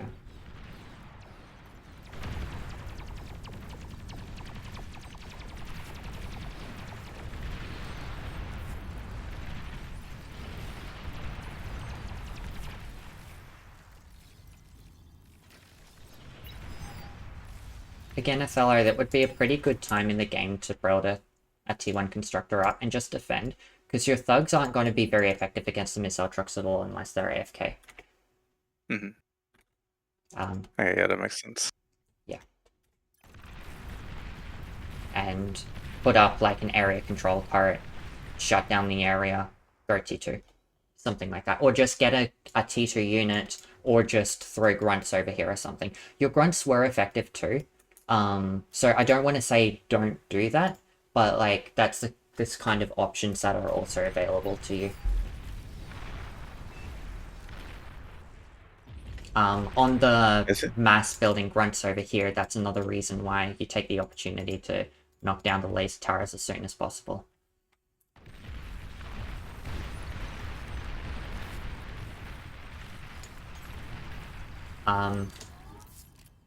Jamerz, I can see that he's not here, but his army is plenty enough to deal with this.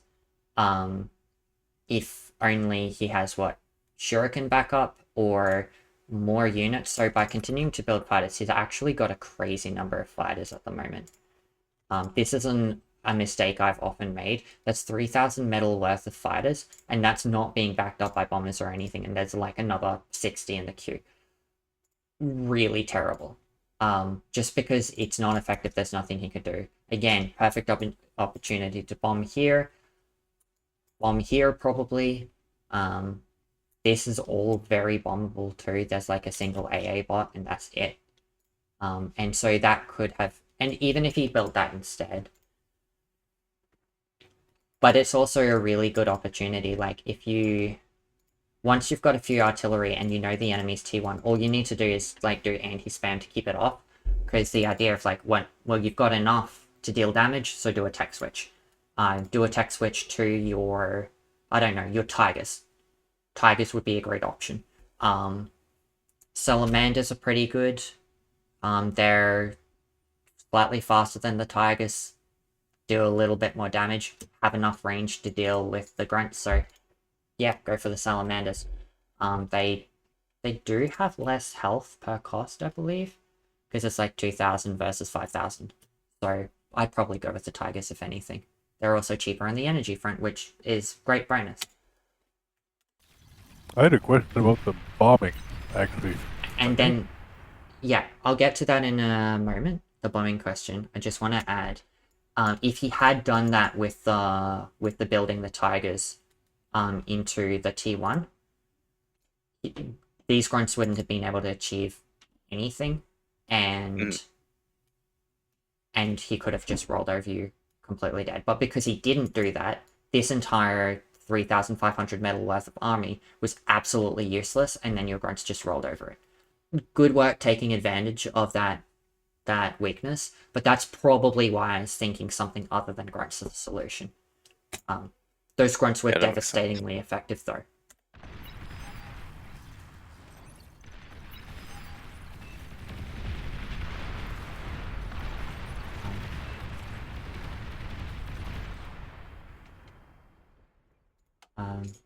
Yeah.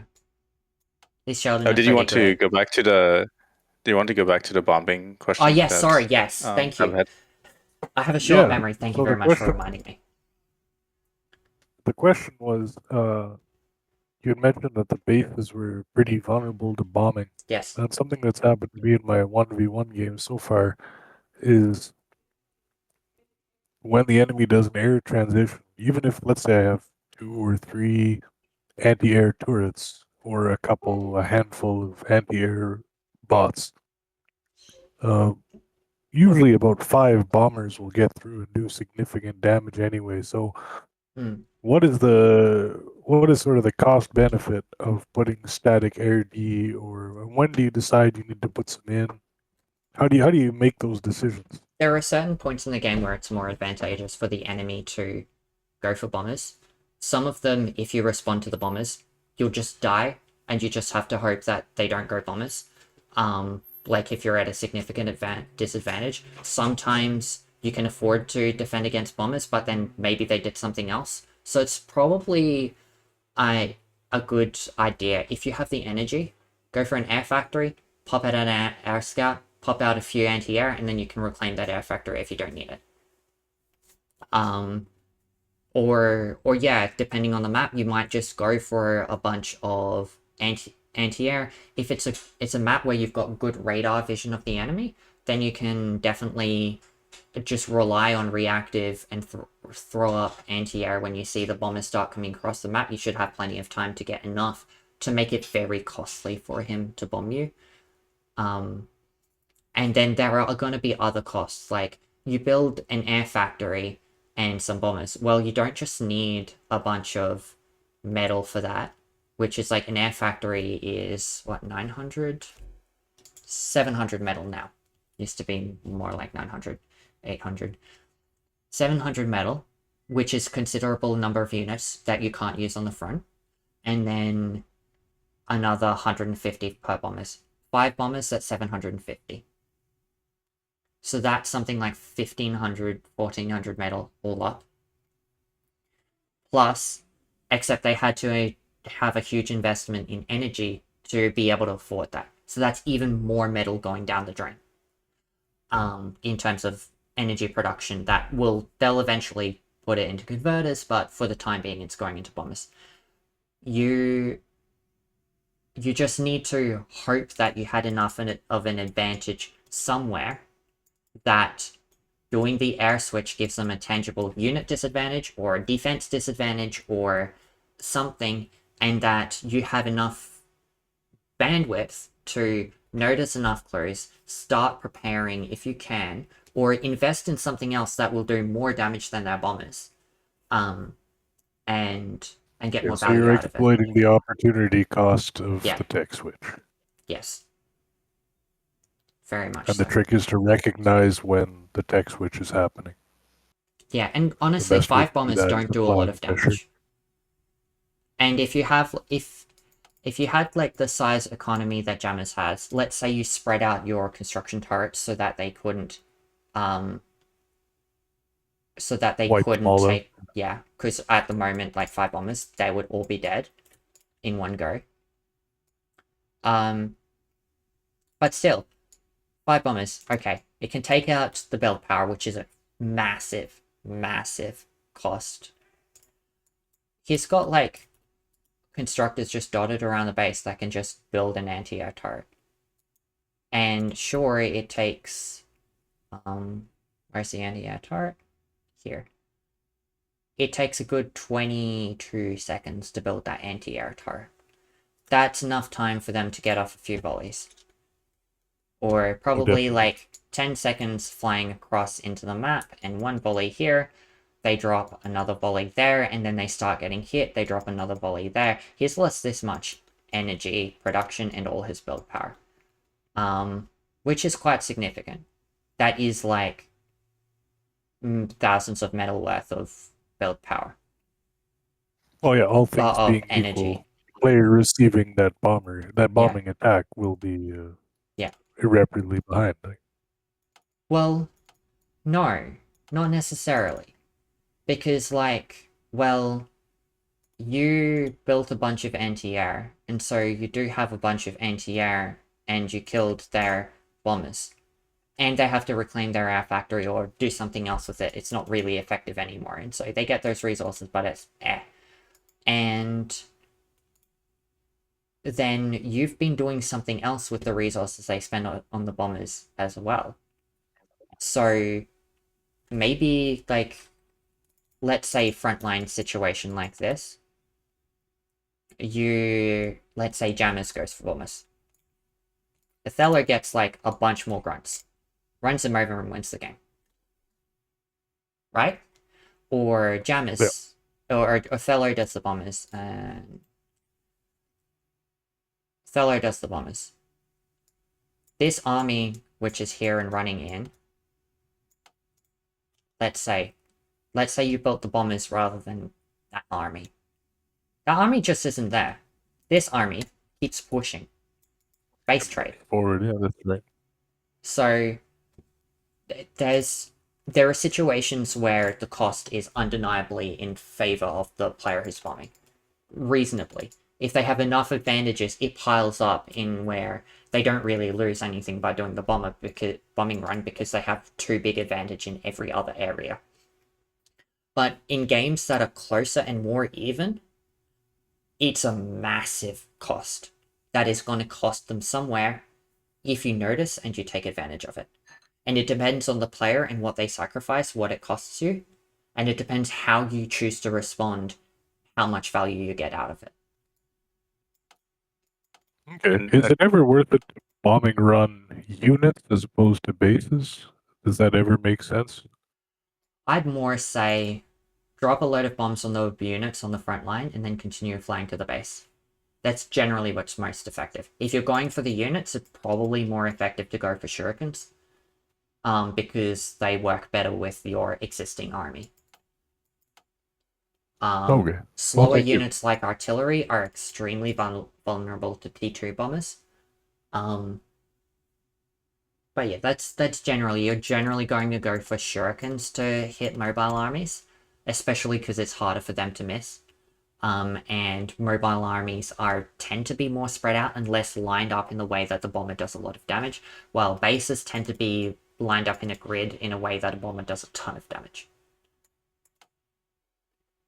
And again, let's do it the same Lego pieces here. Let's change the Cortex to Armada for our friend Jammers. Yeah.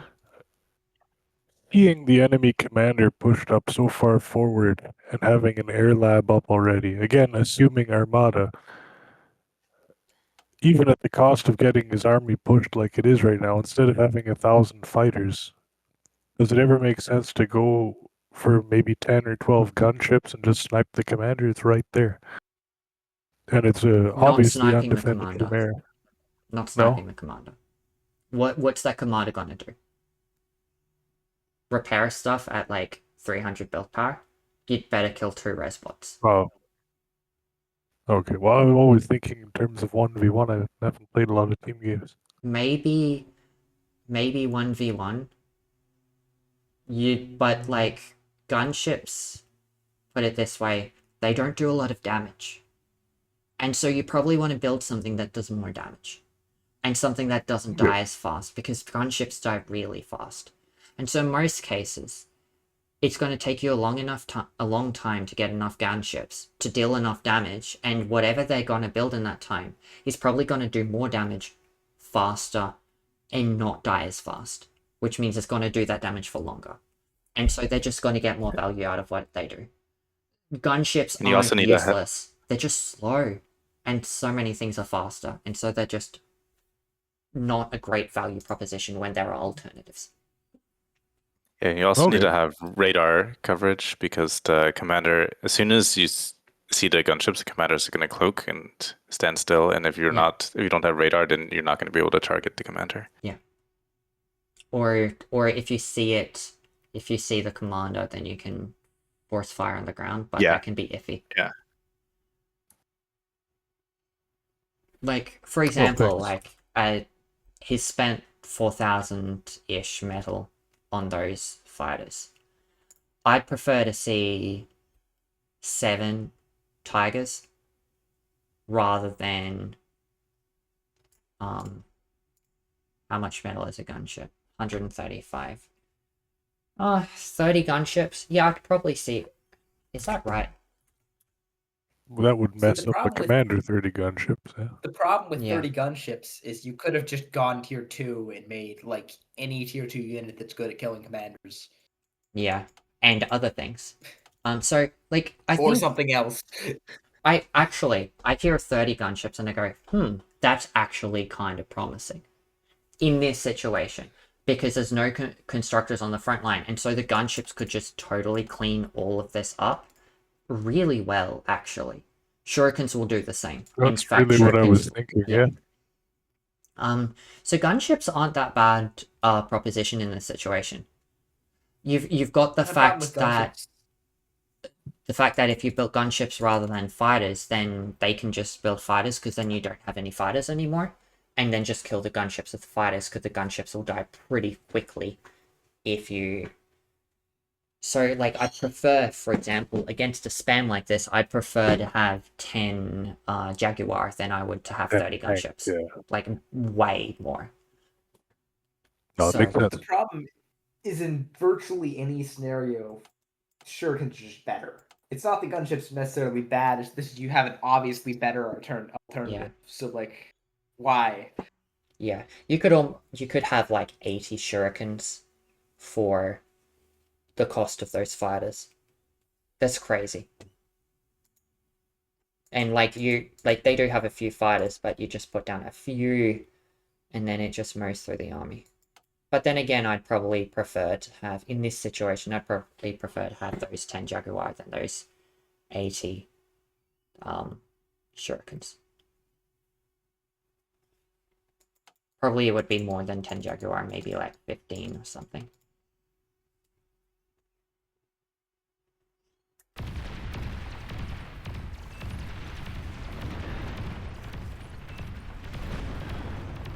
And we see, like, a ton of his build power even now is still being spent on these fighters, rather than on anything that can shoot those. He's got constructors here. It could have put down laser towers, and this just wouldn't have killed as much.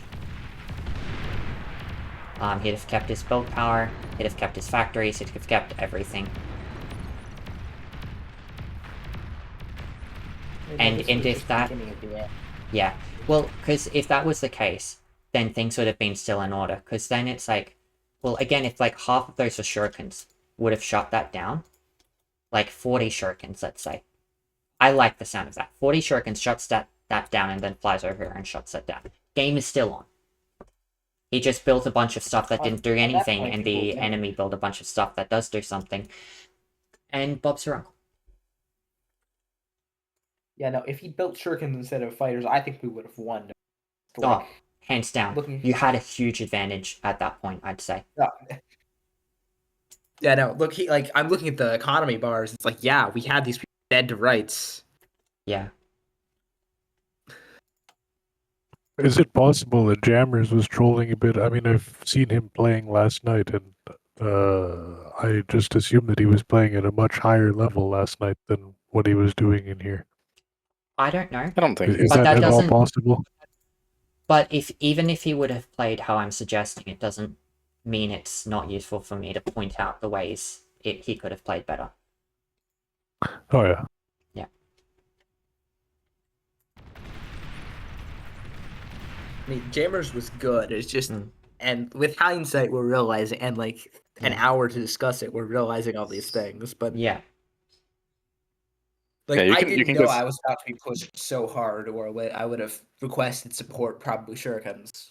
Yeah, it's just a being able, like, if you were able to play the game with full map vision, like map hacks, you would definitely play it a lot differently. And it's certainly possible. Like, Jamerz already left, so I can't ask. But like, I would expect that maybe the reason why he invested so much into fighters is because you guys got bombed, and so he wasn't sure how many fighters maybe he should have scouted or whatever. But when you don't have knowledge, then you possibly make bad decisions. Well, which he had I knowledge guess of shows this. you how. Yeah. The enemy built a ton of grunts. That's all resources that isn't spent on fighters.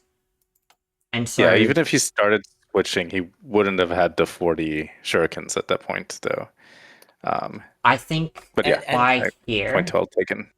How long it takes grunts to come through here? About 24 seconds. He was on like 50 metal a second. That's 24 shurikens, at least.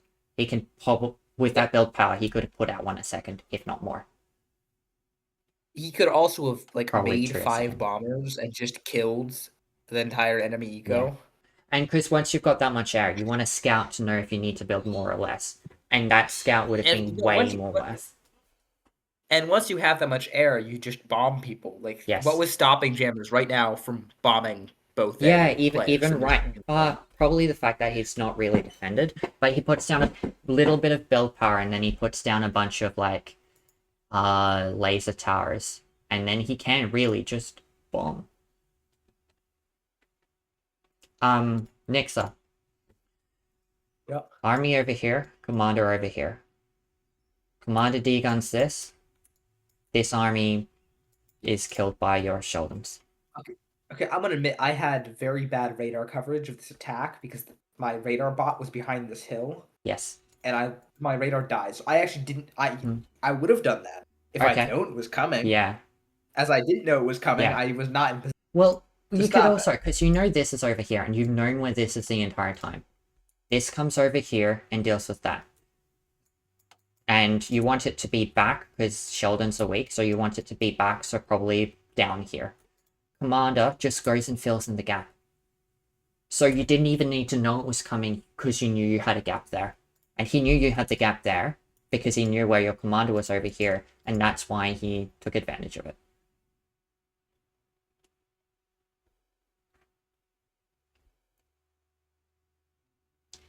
Yeah. That tracks. You're building 2 mexes at once. And you're being pushed really hard on the front line. At the point you started getting pushed really hard, I would have quit with the T2 mexes and just 100% on the factory. No, I was Either busy or factory. my Sheldons and trying to keep them alive instead of doing that. And that's why I wasn't microing my car. That is very fair, and that is worth doing. That is the correct decision. If you have the time, then definitely make that change. But if you don't have the time, then focus on the front. Right thing to do. Definitely what you also want to be doing with these. I see you've mostly damaged the welders. don't bother with the welders, kill the hound. The hound die faster, and the hounds are the ones that can actually deal damage to you because they have range. Your commander, once you have energy, your commander can be pretty good at killing the welders. Your laser tower is going to be pretty good at killing the welders. Stuff like that.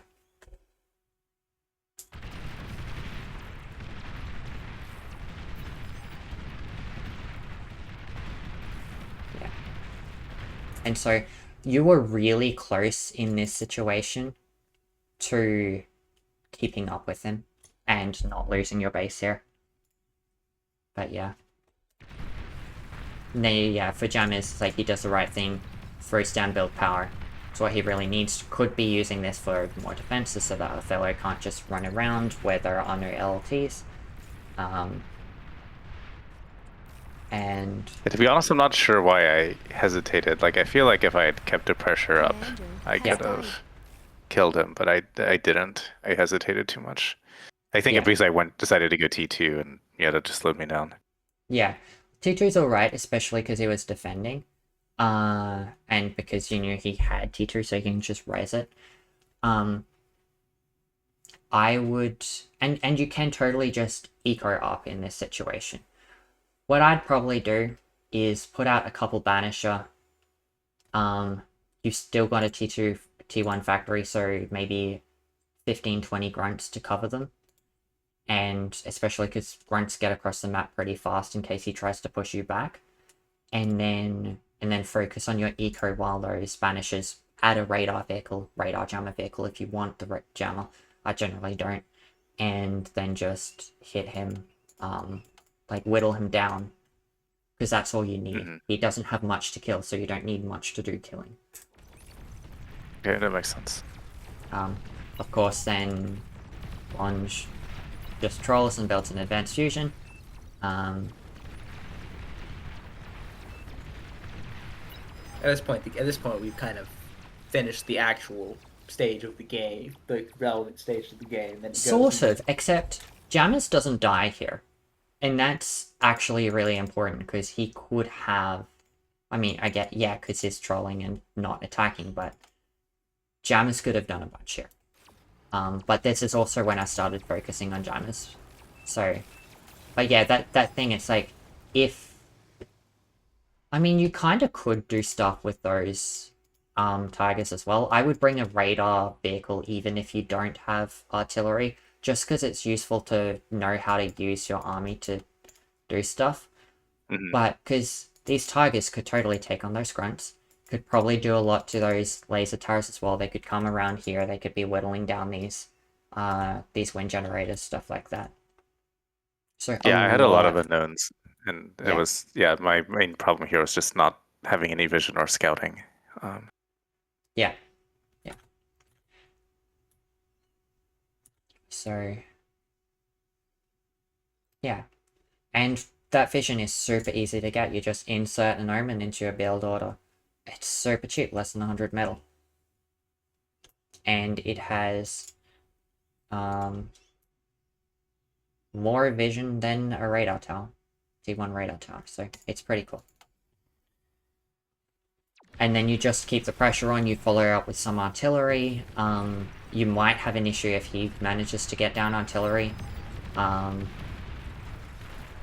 then you eco up, go T3 and kill him. Like, you just get your T2 maxes, you don't need any more than your T2 maxes, because by the time you have all your T2 maxes, you know you're going to be ahead of him in eco, because he can't eco with fusions as fast as you can with T2 maxes. You get that, you throw T3 at him, there's nothing you can do. If you want to go that route. But like your T2 tanks, which, yeah, we can see here, they're going through. Don't go into the defenses like that. I'd rather you keep them alive in basically any situation and just bring the artillery in. And then they can play interference with the artillery and you just kill him. Yeah, I got way too greedy with trying to get the build power there. Yeah. I mean, it worked. It helped. Commander has died.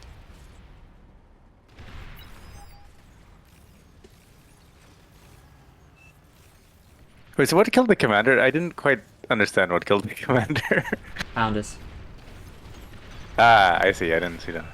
but just like one volley and it was dead.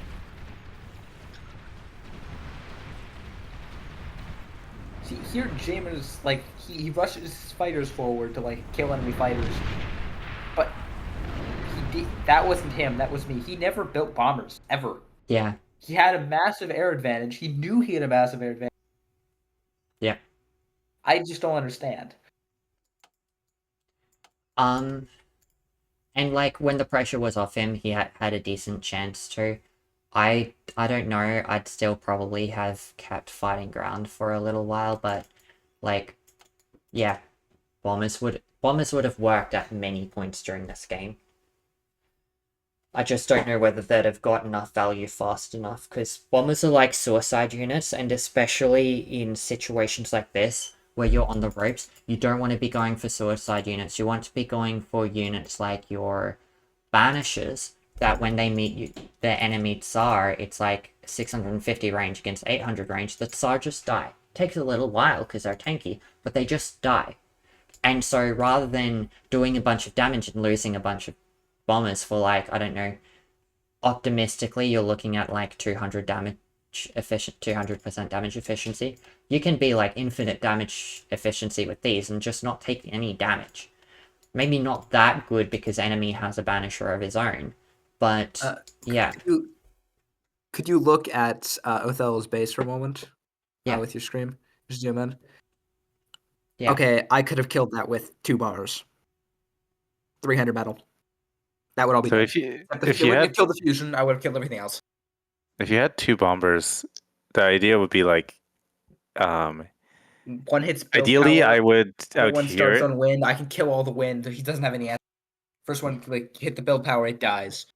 Yeah. So There the is thing a you would flak over need, here. yeah, you would need more bombers because as soon as No, you because he scouted it. You just go around the flak. The flak doesn't have the range Yeah. to cover anything. Yeah. You also you have need- that right side where you won't have any range for that approach with mountain. Yeah. So basically, True when T2 you bombers see will the do enemy it. bombers coming in, is that like immediately outbuild, like preempt the queue to build flak, like a mobile flak. Possibly Sure. also use the build power to create flak. You can't So see down this hill.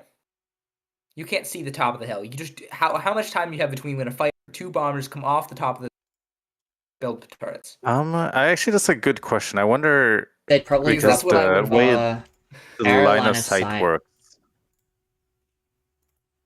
like you might still be able to see the bomber going coming. I might test that on a Honestly, this situation, I reckon the bombers would appear as they drop the bombs. Yes. And if it was T2 bombers, honestly, T2 bombers would make quick work of that. True T2 bombers. Tier 1 bombers would kill that base. You need one to kill the build power, the other one kills all the wind. It kills a bunch of wind. That would be enough. Tier 2 bombers that only need if I'm going for the fusion. Yeah. I think I'd prefer... I don't know why, but my gut is telling me true Tier 2 bombers, or like a bunch of T1 bombers, because then you can get this in one go, come back for the fusion, do that in the next one, and then you fly over here and start dealing damage over here, probably take out that. Yeah, so the craziest part is like, and that would be like their entire economy, then you just win. Yeah, well now that you've cheated, killed the advanced fusion. Cheated the other base, yeah. But the other base was even less defended. He could have totally done it too. The crazy part is he ran hundreds over all of this, scouted everything, knew where everything was, and then just didn't exploit it ever. Yeah. Honestly, I should have, with my little corner spot, I should have stopped fruiting around. I could have made those 2. Yes, you could have. Yes, you could have.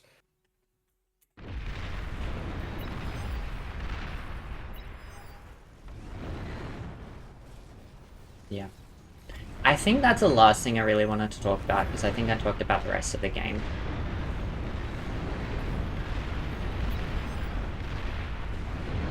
But yeah, Othello, you really want the core of your army to really be units that can do damage.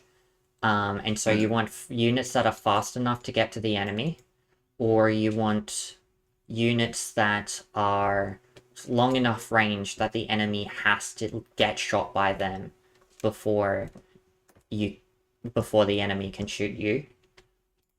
Or you want, if you know that they're going to attack you, you want slow units that can be there where they're going to attack. Like the Tsar. Or your Pounder. Or your static defense, as it were. And so that's great. It's like, we've got some things. It's like, we know he's going to attack over here. So just defend this. And then, as said, it's like, well, the army comes over this side. The army comes over this side. And then, because it can actually walk over here, then it defends this, allows you to build up all the eco over here. Well, if you put the army over here, well, it's already defended, you don't gain anything. Or you don't gain much.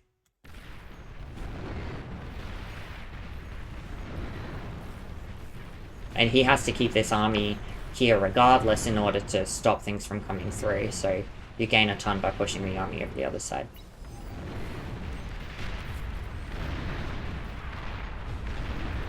And Othello, with this sort of a situation, all you needed to do is just wait. You have... Okay, you don't necessarily have more eco overall than him. I think a bunch of that is because it's reclaiming or something, is it? Or does he just No, he just legitimately has more mexes than you. Okay, right. Stay back here, upgrade your eco, because you're actually behind him in eco right now, which kind of surprises me. Maybe surprised you. But take advantage of all these mexes. I didn't prioritize upgrading those mexes. And definitely upgrade those mexes. No, really, you should be able to get those mexes before you go for a fusion. Why are you so out of energy? It's taking your energy. I don't know. Maybe it was something you were building. Maybe it was your commander. No, it was my commander walking. I didn't realize I wasn't paying attention, and yeah. Okay, that's fine then. But yeah, as you upgrade them, the mexes, you will want to add on another fusion.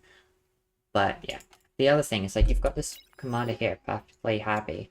He could just walk over there, and then you've got one there, one there. No matter where he walks in, you can just dig on him. Yeah. That's what I was trying to say, but I don't think I communicated it very well.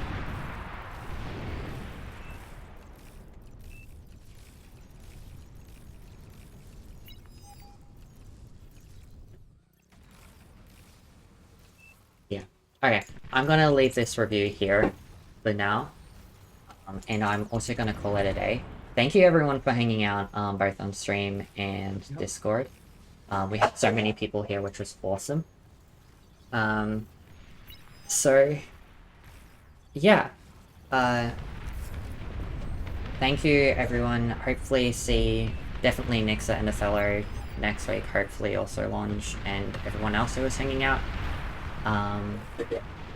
If you have anything you'd like me to look at in particular, I do sometimes take small suggestions. So I'll get the link for the thread. And I'll post it in the chat here. Check out the thread and leave any suggestions of something you'd like me to look at. I might take it. Probably gonna look at water next week, maybe. Maybe. We'll see. Sounds good. I think Nixha has enough of a hang on land, so let's throw him in the water now. And yeah, we'll have a lot of fun. Hope to see you all there. Thanks for running this again. You're very welcome. Good. Thanks for showing up. Is this like a once a week kind of deal? Yeah. Same time every week. What time? Well, we started like, 4 hours ago? So yeah, info's in the thread I linked as well. So, yeah, just... I put till like midnight, so it's like, dang. Yeah. So like, if you can't you can catch join for the second part. Yeah. No, it's all good. It's all good, mate. Yeah. I mean, I kind of think I picked up a few things watching what you guys were talking about. Yeah, and I record it as well and upload to a playlist on YouTube. So I believe, I don't know if that's linked. That should be linked in the thread somewhere. Yep. So Yeah, practice group requests kind of. Yeah, no, you're fine, mate. It's all good. Yeah. Yeah, and Because I've been. Cool. Nah, it's all good, mate. Yeah. Okay, I'll take a look and watch it. I just every time I've seen it, when I come home and play the game, I've seen it all pop up. So yeah.